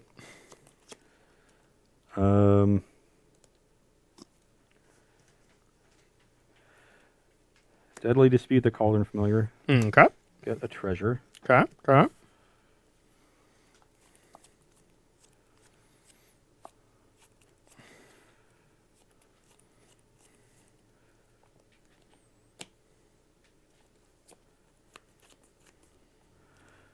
Play Blooming Marsh. Okay. Sack treasure for black. Play Meat Hook for 0. Okay. And pass the turn. Alrighty. I'll untap. I'll draw. I'll play Unexpected Windfall. Discarding this. Get some treasures. I'll draw 2. And declare tax. Yep. Mill 20. 1, 2, 3, 4, 5, 6, 7, 8, 9, 10. 2, 3, 4, 5, 6, 7, 8, 9, 10. Okay. Okay, 4 blocks. Mhm. Sack, return. Sure. Drain you for 1. Sure. You go to 14, I go to 20. Sure. Then I'll block the Ulamog. Sure. Before damage, sack, you lose 1. Yep. Brings you to 13. I take 14. Take 14. Yep. Go to 6. Okay. And I'll pass to you. End step, sack this food, return familiar. Drain. You go to 12, I go to 7. Yep. Then I'll sack the familiar, get a food, you lose 1. I'm at 11. 11 to 7. Do I need the extra 1 point from attacking to beat you? Perhaps. To risk losing it to another spike field hazard. You've already played 1. I hope you're 1 short and you decide not to go for it. It'd be justice. So this will put you to 10. I would attack you to 9. Sack here, you go to 8. Bring back, you go to 7. Then 6, 5. I still need to find 5 more.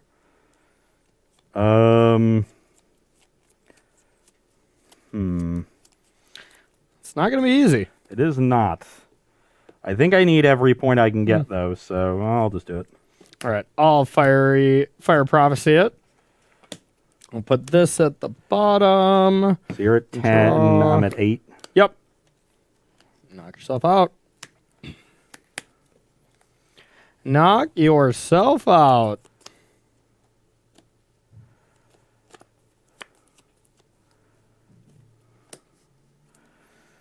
Trail of Crumbs. Okay.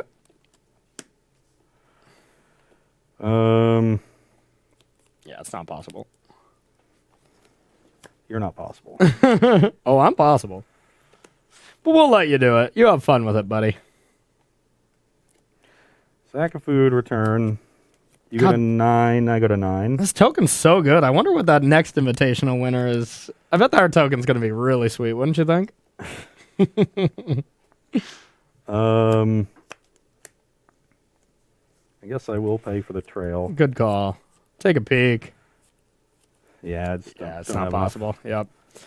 A little too fast. That creativity was right off the top, too. Needed that land a turn earlier, I think. Yep. Yeah, my opening hand was like Blooming Marsh, Thoughtseize, Cat, Oven, Trail, Deadly Dispute, Squirrel. On the draw? Yeah. I think I keep that. You know I keep that. Yeah. Yeah. Like, If I draw the first land, I Deadly Dispute for a treasure, and I have extra mana, then I have Trail. Like, yeah, that is also the best Deadly Dispute deck I've ever seen. Like, that card is true. I mean, then again, that's the only good Deadly Dispute deck. That card's not supposed to be that good, but it's really good in that deck. So, all right. I'm going to try to win this match to, not dishonor myself and get swept. Yep.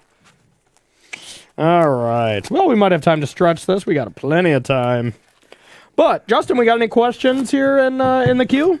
Yeah. We got. First of all, Oko was the right answer to that food question, apparently. Oh, of course. It makes sense, right? Duh. Of course Oko's going to be the greatest cook. Yeah, duh. Fozen 236 asks, what do you think about running Pyroclasm in Modern? Pyroclasm? Mm-hmm. what is it good against?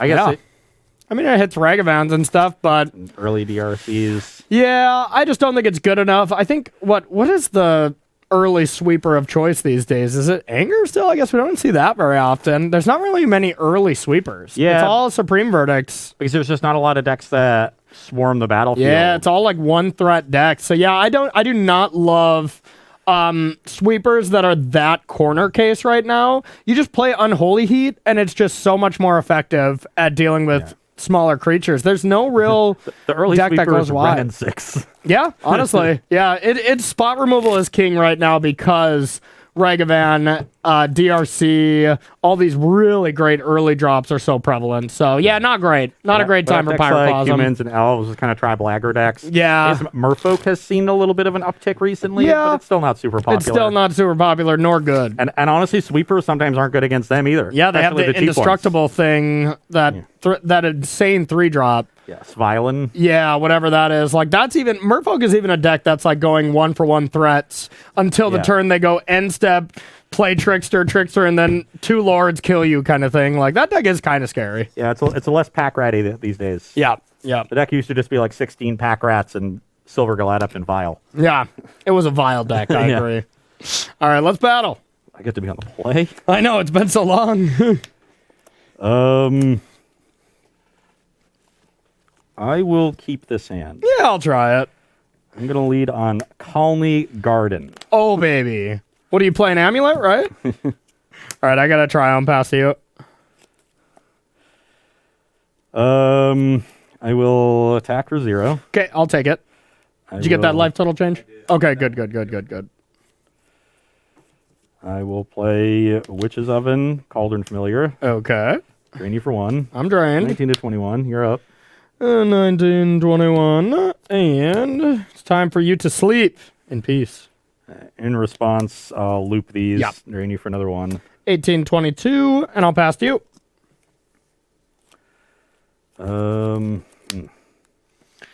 It's rest in peace time. Yeah, Rest in Peace is really good. Yep.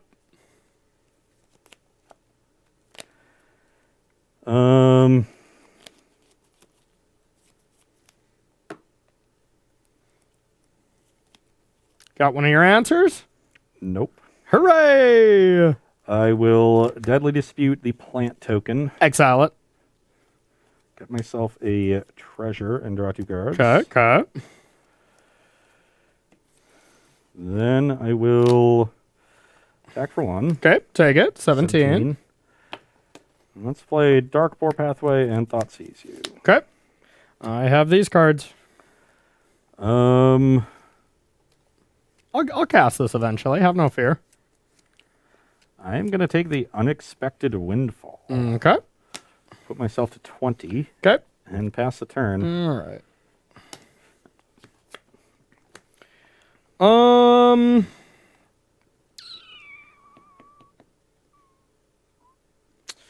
think I'm okay taking some damage to cast that spell, so I'll take 2. Cast Hard Evidence. So you're at 15. Yep. And I will pass to you. Yeah, let's Corey be more mana efficient here. Craft the clue immediately. Yep. Or discard Opus, or Fire Prophecy of the Cat while I can. All kinds of stuff. Not great. And yes, chat, we know the exile zone is exiled. It's the same thing. You know someone's saying it. At this point, I don't even have to look at chat to know what chat's saying anymore. I'll play Phyrexian Tower and Trail of Crumbs. Sure. Get myself a food. Okay. And I will pass the turn. I will...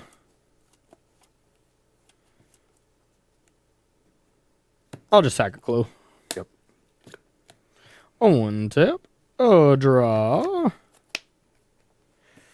I'll play this land and I'll pass to you. On your end step, I will sack this food and use the treasure to pay for trail. Okay. Brick. I will show you a Gilded Goose. Honk. Okay. I gain 3, go to 23. Sure. Go to my turn. Yep. Oof. I will play Gilded Goose. Honk. Okay. Get a food. Sure.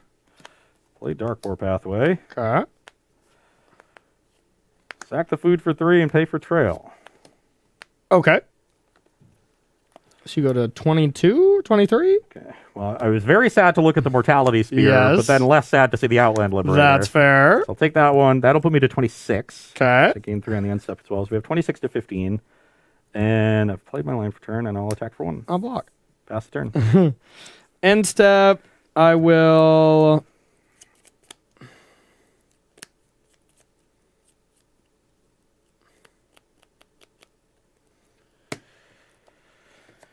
Prismari Command, destroying Witch's Oven, and I think I kind of want to loot here. These Magma Opuses are looking real bad, and whatever I kill, you just turn into a food. So yeah, I'm going to just loot. Yeah, that's pretty good. Yep. Draw 2. Okay, I'll discard 2 Magma Opus. I'll draw...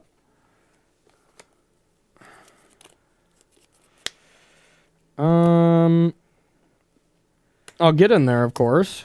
Block. Okay, good block. And I will cast Anger the Gods. They're already going to be exiled. And I'll pass to you. You have 3 in hand, one Yep. of which is the Fire Fire Prophecy. Prophecy, yep. Okay. That's pretty good. Pretty good.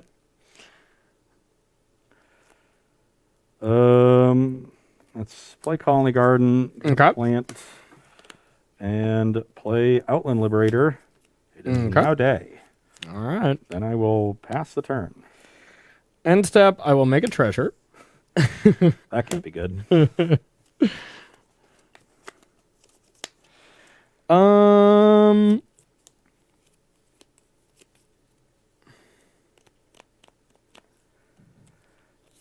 I'll play this land, and I'll pass to you. So it goes to night. Oh, yeah. Would you like to play a spell? Crap.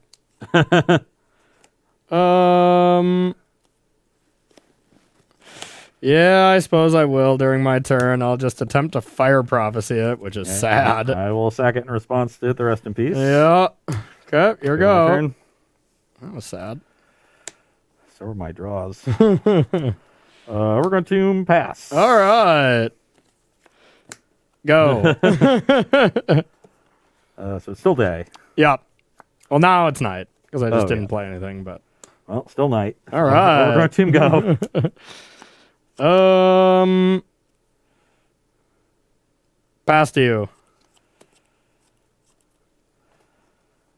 We're going to go. Wow. All right. Magma Opus. Oh my god.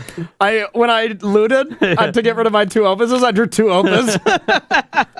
All right. 1 damage here. Does that mean you have another opus in your hand? No, I had to discard it to cast this opus. Oh yeah. Yeah. So I'll deal all 4 here. I'll tap these lands, and I'll put a 4/4 into play.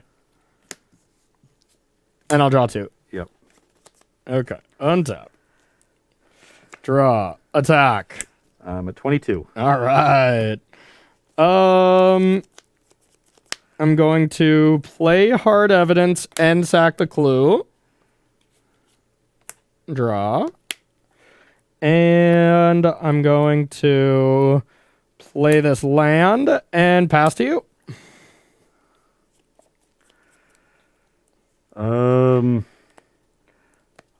I will. I guess I don't even play this land. Yeah, there's no point.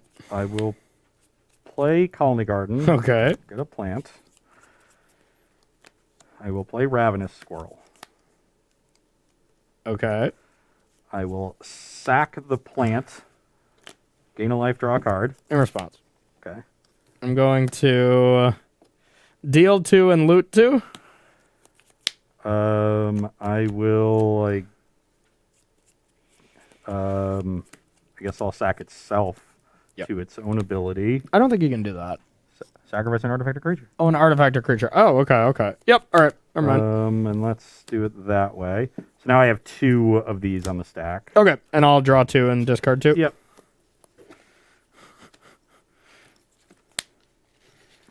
All right. I'll discard these 2. And I'll gain 2, draw 2, so I'm at 24. Okay. I will play a Blooming Marsh Okay.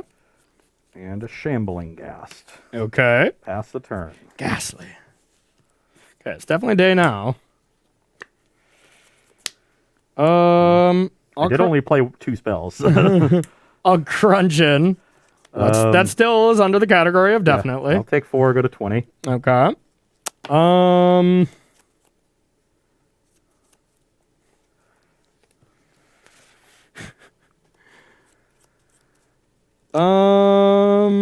right. I will. I would like to draw Trail of Crumbs. Good call. I'll play Sarah's Emissary. Sure. I'll name Sorcery, and I'll pass to you. Yeah, he knows the Mortality Spear is on the bottom. Thanks, bud.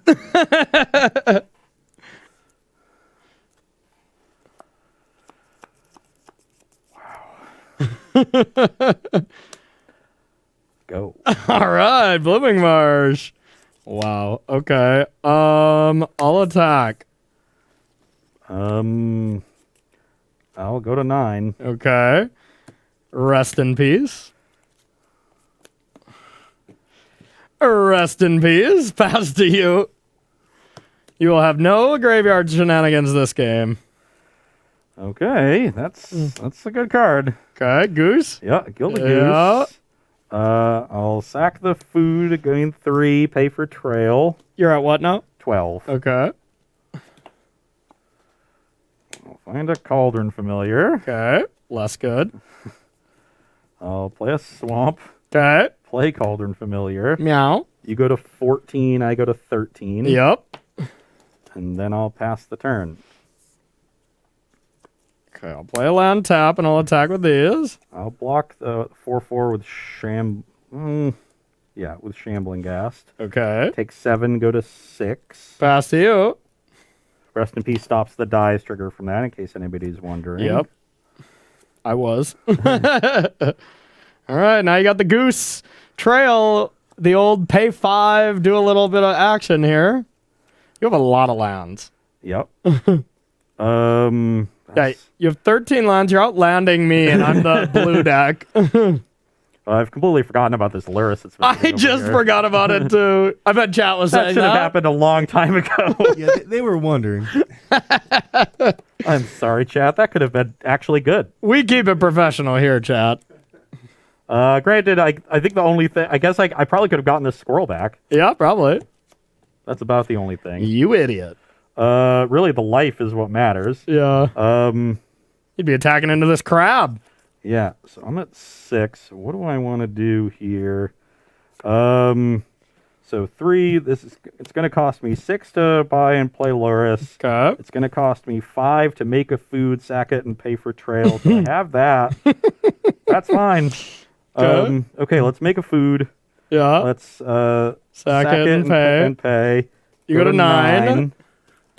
I guess we'll go like that. Sure. I'll take an Overgrown Tomb. Okay. Excellent. Got your land drop now, just in case. Yep. Then 1, 2, 6. Buy and play Luris. Okay. Play Witch's Oven. I guess I'll do Okay. that first. Play this tapped Overgrown Tomb. Sure. And I'll block. pass the turn.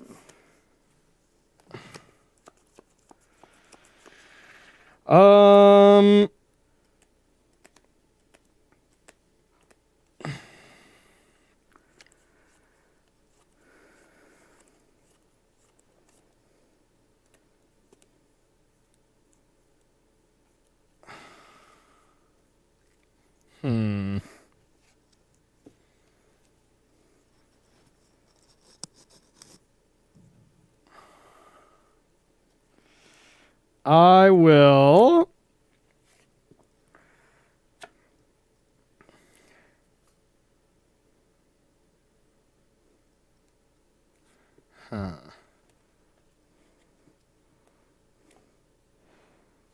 I'll attack. Gotta block the 4/4, so I'll block with Familiar, sack it to the oven, get a food, take 7, go to 2.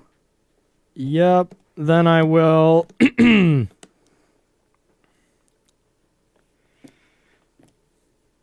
I will Prismari command 2 to you, and so now you have to sack one of your creatures. And now I have to decide what I would like to do, if I would like to loot, or if I would like to destroy your oven.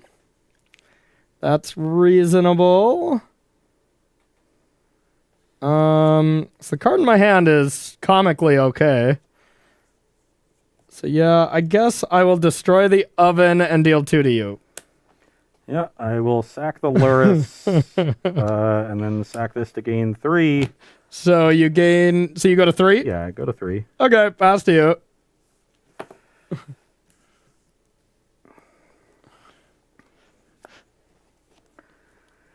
I'm just waiting for the Meat Hook Massacre for 1 million. I've been waiting too. Angel is 7/7. Yeah, Yeah. Oh, okay. I was at 9. I went to 2. He tried to deal me 2. I gained 3 in response. so now Don't I'm at trust 3. chat's math. Okay. They're wrong often. I'm at 3, and Corey's at 14. Gotcha. Listen to the experts here. We only screw up most of the time, but at least this game, I don't think we did. Chat can't be trusted. Yeah, that's lesson number 1. I'm going to write that down. Okay. Actually, just type it in chat. Just to let everyone know. Anybody who might not be listening to the audio. I'm just going to play Pathway, Oven, Okay. and pass. Weird. I think. If I guess you got to block, yeah. Yeah, if I go Okay. for it, I could just lose. This way, I'm going to get.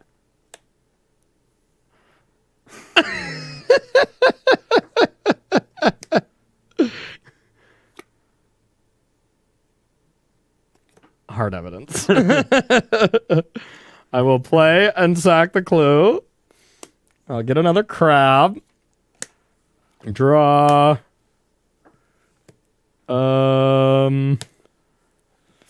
Okay, I'll declare attacks. I will block the Sarah's Emissary. Okay. Before, And you're at 3, right? I'm at 3. Before damage, I will make a food. Okay. I will sack the goose for another food. Another food. Okay. And I will sack the food for 3 life. Okay. You go to Pay for 6. trail. Take a goose. Okay. That's pretty good. Then I will do it again with this food. Go to 9. Okay. Show you a trail. Now you go to 5. And I'll take 4, go to 5. Your go.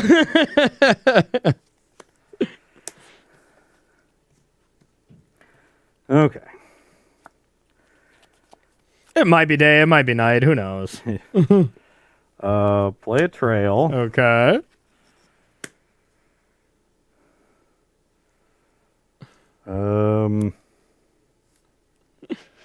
This is absurd. What a silly game. Sack for 3 life. Pay for both trails. I'm at 8. Okay. Yeah, no matter what, after this game, let's not start another one. Be like, oh, we might have time. No. We're not doing that to you. We're not doing that to us. I don't even know why we picked this in the first place. Okay. You trailed, then you paid yeah, okay. 3, 4, 5, 6, 7, 8, 9. I'll get a meat hook massacre. Oh, God. Though. You can kill everything, right? Yeah, but then you can just play Ulamog. Well, yeah, I'm going to play Ulamog, that's for sure. It's either that or the sweet release of death for you, so. So I'm at 9 right now. Oh, yeah. Well, you were at 5, you go to 8, right? Yeah, I'm at 8. Yeah. Okay. Got another land. Okay. I will play a Gilded Goose, get a food. Okay.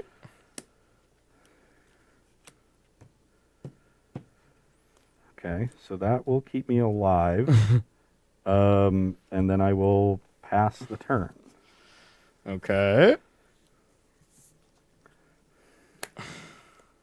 I need to find a second meat hook massacre so I can be prepared to deal with this Ulamog. Oh, boy. Okay, so you're up 8? I am at 8. Okay.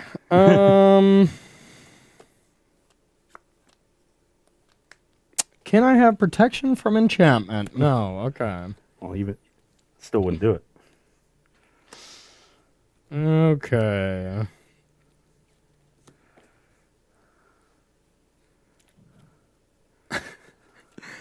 What a stupid game. I'll attack. Okay, I'm going to block Sarah's Emissary. Okay. I will sacrifice the goose for a food. Sure.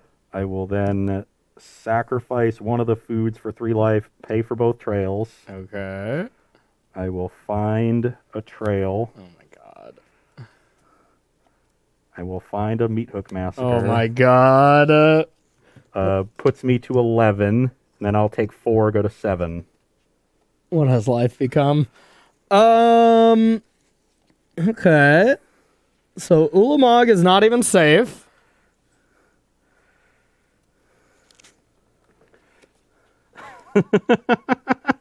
How am I losing this game?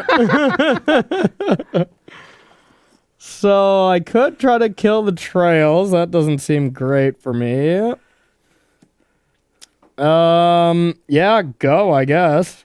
So 3, 4, 5, 6, 7, 8, 9. I have plenty of mana. I actually don't even need to sack this food yet. Okay. 3, 6, 9. Where is that going? I guess I'll leave this. Maybe I want to leave this hive, actually. Sure, bring it. No, not yet. So 3, 6, 9. I will meat hook for 7. Okay. I take 4, right? Or you no. gain 4, yeah. Oh, yeah, that's right. Stops Okay, the not meat bad, hook not triggers. bad. Then I will play Ravenous Squirrel, Okay. just to force some action on Corey's side and pass the turn. Oh, here's some action for you. I got an Ulamog. I guess I'll take out your 2 trails. Okay, I will respond by sacking food and paying for both. Sure. So that'll put me to 10. So we have 10 to 14. Sure. Scroll gets a counter. First one. Yeah, I'll take another Meat Hook Massacre. Oh my god. Second one. I'll take an Outland Liberator. Okay. I don't know if I can win this game. Not sure if I can win this game. Then these get exiled. Your go. That's magic as Garfield intended. Yeah. Both of us are very unsure if we can ever win the game, possibly. Like, this was supposed to be my catch-all to win the game no matter what. 6, It's 9, not working. 10, 11, yeah. So I can sacrifice the squirrel to itself, gain a Okay. life, draw a card, put me to 11. Sure. Then I can Meat Hook. So this is 4, 7, 10, 12. Meat Hook for 10. Yep. Then I will play a Shambling Ghast Okay. and pass the turn. I don't know. Taco salad? I'll name taco salad. Okay. I guess I'll name sorcery. Your go. It's like not even good. Okay. You ever just have one of those days where you just wish you didn't go to work? That's me today. I'll Deadly Dispute the Shambling Ghast, get a treasure, draw 2 cards. Sure. I will 3, 7, 8, 9. Play a Meat Hook for 7. Okay. Then I will Everyone's having a play good a time. Trail of Crumbs, get a food. Okay. Play a Cauldron Familiar, drain you for 1. Sure. You go to 13, I go to 12. I've stopped keeping track of life totals, just so you know. Play Darkboar Pathway, play Outland Liberator, It's definitely day. and pass the turn. Are you kidding me? Yeah, sorcery. Your go. Wow. This is my last embassy, I Yeah. think. I don't have any more Meat Hooks left because I boarded one out. All right. So this creature's going to live? Dang it. Maybe I wish I didn't draw that so I'd just die and lose this game and be on my way to Taco Tuesday, but Okay. Well, now I all this know talk what I of need to food all find. day. I will Deadly Dispute the treasure, replace itself. Draw Okay, 2. okay. Is it Mortality Spear? You're probably getting close to Deadly it at this Dispute the point. treasure. Yeah. It's better than that. I name sorcery. He can't. It's you and creatures you control, right? Oh, yeah. Yeah. Oh, my God. Enchantments are fair game. I hate everything. So Maelstrom Pulse actually goes to the graveyard. Sure. Now I will play a second oven. Just go. I have 6 through life. Okay. I will sacrifice Cauldron Familiar. You lose a life to Meat Hook. Go to 12. Get a food. Sacrifice that food. Pay 1 to the trail. This comes back.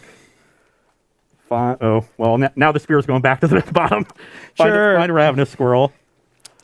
You lose 1. Go to 11. I go to 13. Yep. Mm-hmm. Just wake me up when you're done, okay? Let me know when it's my turn. Then I'll play Squirrel. And do I just pass? No.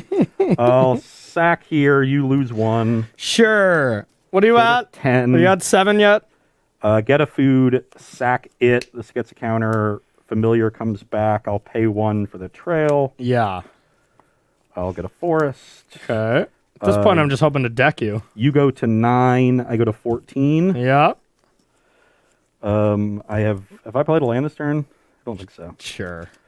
Do whatever you want. And now I'm gonna play this tapped.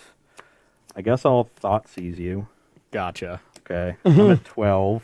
Okay. And I will pass the turn. Did you play any spells this turn? Is it still day?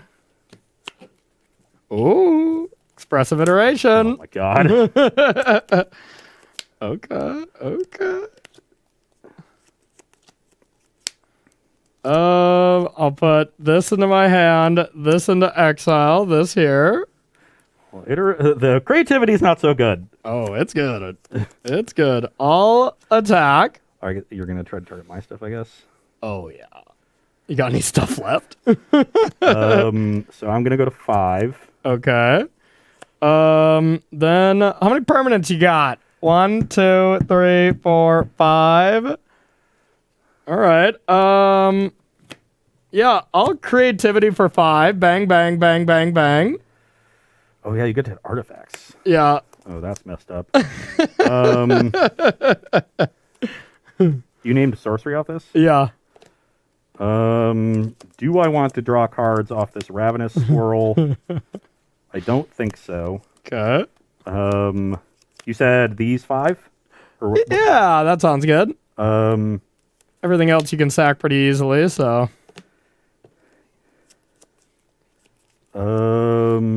This is a game, y'all. This is a game of Magic the Gathering that nobody wished they would play. You did call it, though. Yeah. Sure. Okay, 5 triggers. So you go to 6 from the meat hook. Sure. Yep. I don't get lands, right? No. 1. 2. 3. 4. Okay. All right, I'm dead. Yeah. I only have 4 things. Yeah, it was mostly for the lols, but yeah, I just I couldn't win. I couldn't win once you ran me out of. This deck is insane and very stupid at the same time.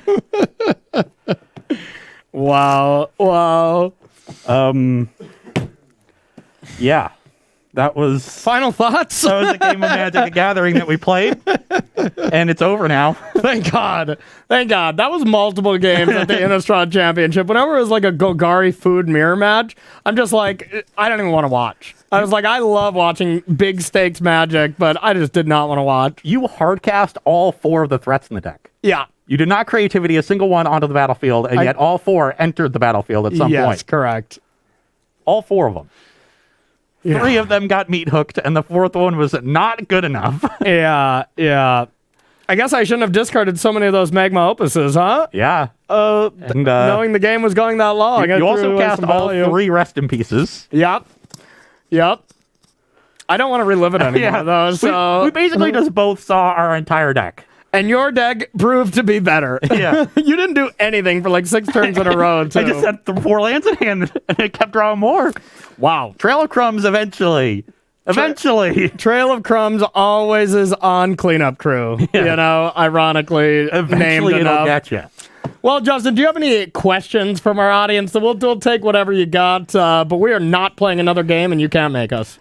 I don't think I can play another game of Magic for like 2 more days. Well, luckily you're coming back Thursday to play some more Magic. Yeah. My brain needs rest. So this deck is officially banned from Versus Live. Luckily, because Historic will change very much here pretty soon, but let's never play that again. This deck is officially one of my favorite decks of all time. It's awesome. It's awesome. And honestly, its weak matchups is combo, and this is a combo deck, but it's creature combo, so it's different. The decks that are really going to prey on this are going to be like the weird like dual cast mage kind of thing. That Neoform, yeah, and like the Matt Nass special where Mastery. did you see this new combo? So it's Emergent Ultimate, it's Mizzix Mastery Dragonstorm to go get the creatures, but now Matt Nass added Mizzix Mastery Emergent Ultimatum. So you discard Emergent Ultimatum, you Mizzix it back, you get Omniscience, Dragonstorm, and solve the equation, because they can't give you Dragonstorm or you die, and then you go Omniscience, solve the equation, Dragonstorm, die. So it's just death no matter what now. Sounds like Solve the Equation really solved that equation. It really did. And believe it or not, with Thalia being the most played deck, they didn't do well. Yeah. They did not do well. But maybe the metagame will change and they'll have a bunch of these Golgari decks. Yeah, if you want to beat this deck, play the Matt Nass special. It is geared and ready to go, we'll say the least. So, what do you got? Oh, let's see here. Davey 628 asked, how would they rebalance Witch's Oven? Any ideas there? I mean, the way they've been rebalancing every card to make it weaker, add a mana, and to make it better, add Scry 1. That's I don't think it's Witch's Oven is the side you need to rebalance. It's Cauldron Familiar, and you just need to sacrifice 2 foods to return it, so it doesn't loop by itself. Yeah, that'd be good. That'd be good. You know there's someone at the screen being like, how dare you rebalance Cauldron Familiar? Show yourself, you coward. Yeah, that person is me. We're not doing that. You know how much I like sacrificing things. That's true. That's true. Like sacrificing our friendship for this show.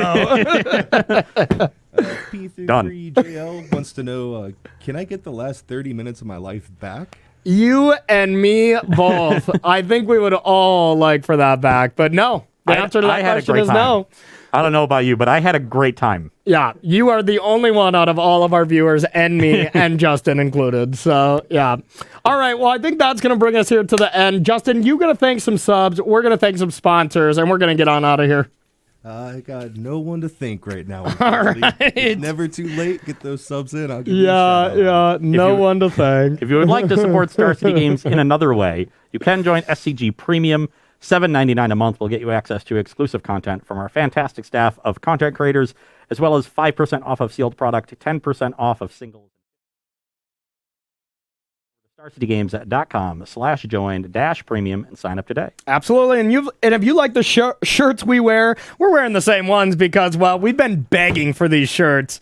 So long. Do you think this is your new favorite? I know you like the whatever man. The Vitruvian Man. Yeah. The is this your new favorite? I think Praetorian Man is still a little above them. Yeah. But these are our top tier. S tier. We thoroughly enjoy playing NBA Jam. I even have an arcade NBA Jam game in my basement, so that's the love that we have for this. So we've been asking for these shirts for quite a while. So if you want to pick some of these up, especially the NBA Jam shirt or any other shirt, go to colasapparel.shop and you can use the gift code SCG to get yourself 10% off any of these awesome shirts. And there's even other really cool ones. Yeah. We also got that and stickers. Yeah, we also got that pink Run the Jewels Liliana one. I just really love nice the color of that one. Oh, that is sweet. Yeah, I'll be wearing that on Thursday. I love that one. A ton of other really cool stuff. Cedric and the team have been making some awesome shirts there. I have requested an MTG Jam shirt where the duo is Elvish Visionary and Wirewood Symbiote. Oh, if that gets made, it will become my favorite. That's fair. That is a good one. Yeah. So Cedric, there you go. You got one to make. Yeah. If you want that shirt to get made, please tweet at Cedric A. Phillips and tell him you would buy that shirt. If enough people do it, he'll make it. Exactly. How many shirts do you think you have to sell to pay for the print run? Maybe 15, 20? If we can just get that on proof that you'll buy it. But then again, we have to acknowledge that people may lie on the internet and not actually buy it. Would people do that? On the Just internet? go on the internet and tell lies? Yeah, you're right. Never mind. That's a foolproof plan. That should be great. Next order of business is selling cards, because Star City Games is always buying, and the process has never been easier because there's so many ways to do it. You can use the buy list feature on the website. You can mail your cards into SCG and let them do the work for you. You can make an appointment and come into the store to do your business in person. And if your collection is big enough, you can make an appointment and have Star City Games come to you. So pick whichever works best for your situation. And do always keep in mind that when trading your cards in for store credit, you will get a 15% or what? 30% bonus. 30%, yeah. It's been a while. It has been a while, yeah. 30% bonus on that trade-in. And I believe, isn't it, they actually said they would send Justin personally, right? They'd Actually, fly it's him. you. Oh, it was me now. Yeah, it's a rotating schedule. You're this month. Oh, dang it. Okay, well. Yeah. So when they get their request for the Christmas Day, they want somebody to buy cards, you're going to have to go. Okay. Well, 'tis the season. So, all right. You have to pay for your own flight. And then if you have all that money from selling all your cards and, well, you want to buy some other cool stuff, we got a sale going on now and every single week. This is one of my favorite things that SCG has been doing constantly, is just giving us a sale every single week. This week we have 15% off non-basic lands. So, any kind of special lands, pathways, watery graves. Gotta finish out your sets for anything, finishing out for cubes, get some cool ones that you've been missing out on. I'm sure the top of the year we're going to have 2 new standard sets coming out. So you're going to want to get the mana bases that we have now while they're cheap. You know, the basis for any good collection is having all the right lands. Yeah, absolutely. So go to starcitygames.com/sale to redeem that sale. And now remember that this sale does end Sunday at 11:59 p.m. So get it in over the weekend. But yeah, everyone, thank you so much for watching. It was a pleasure to be back. Hopefully you enjoyed this look in at Historic for, well, probably the last time in this shape and form for quite a while. Thursday, we're going to be looking forward. We're going to be seeing what Modern's been up to, checking in on that. And, as always, go to Ross Merriam at Ross100's Twitter and thank him and give him a happy birthday for him just turning 33. That's why I really wanted to just give you the sweep this time. I had all these wins. Give. I had all these wins where I'm like, I could just, discard all these arc lights, bring them back. But you know what? It's your birthday. So I wanted to be nice to him. I worked hard in that last game. That's true. I've already blacked that out, so I don't even know what happened anymore. So, all right. Thank you so much for watching, everyone. We are going to be back Thursday at 1 p.m. Eastern time. So until then, see you there.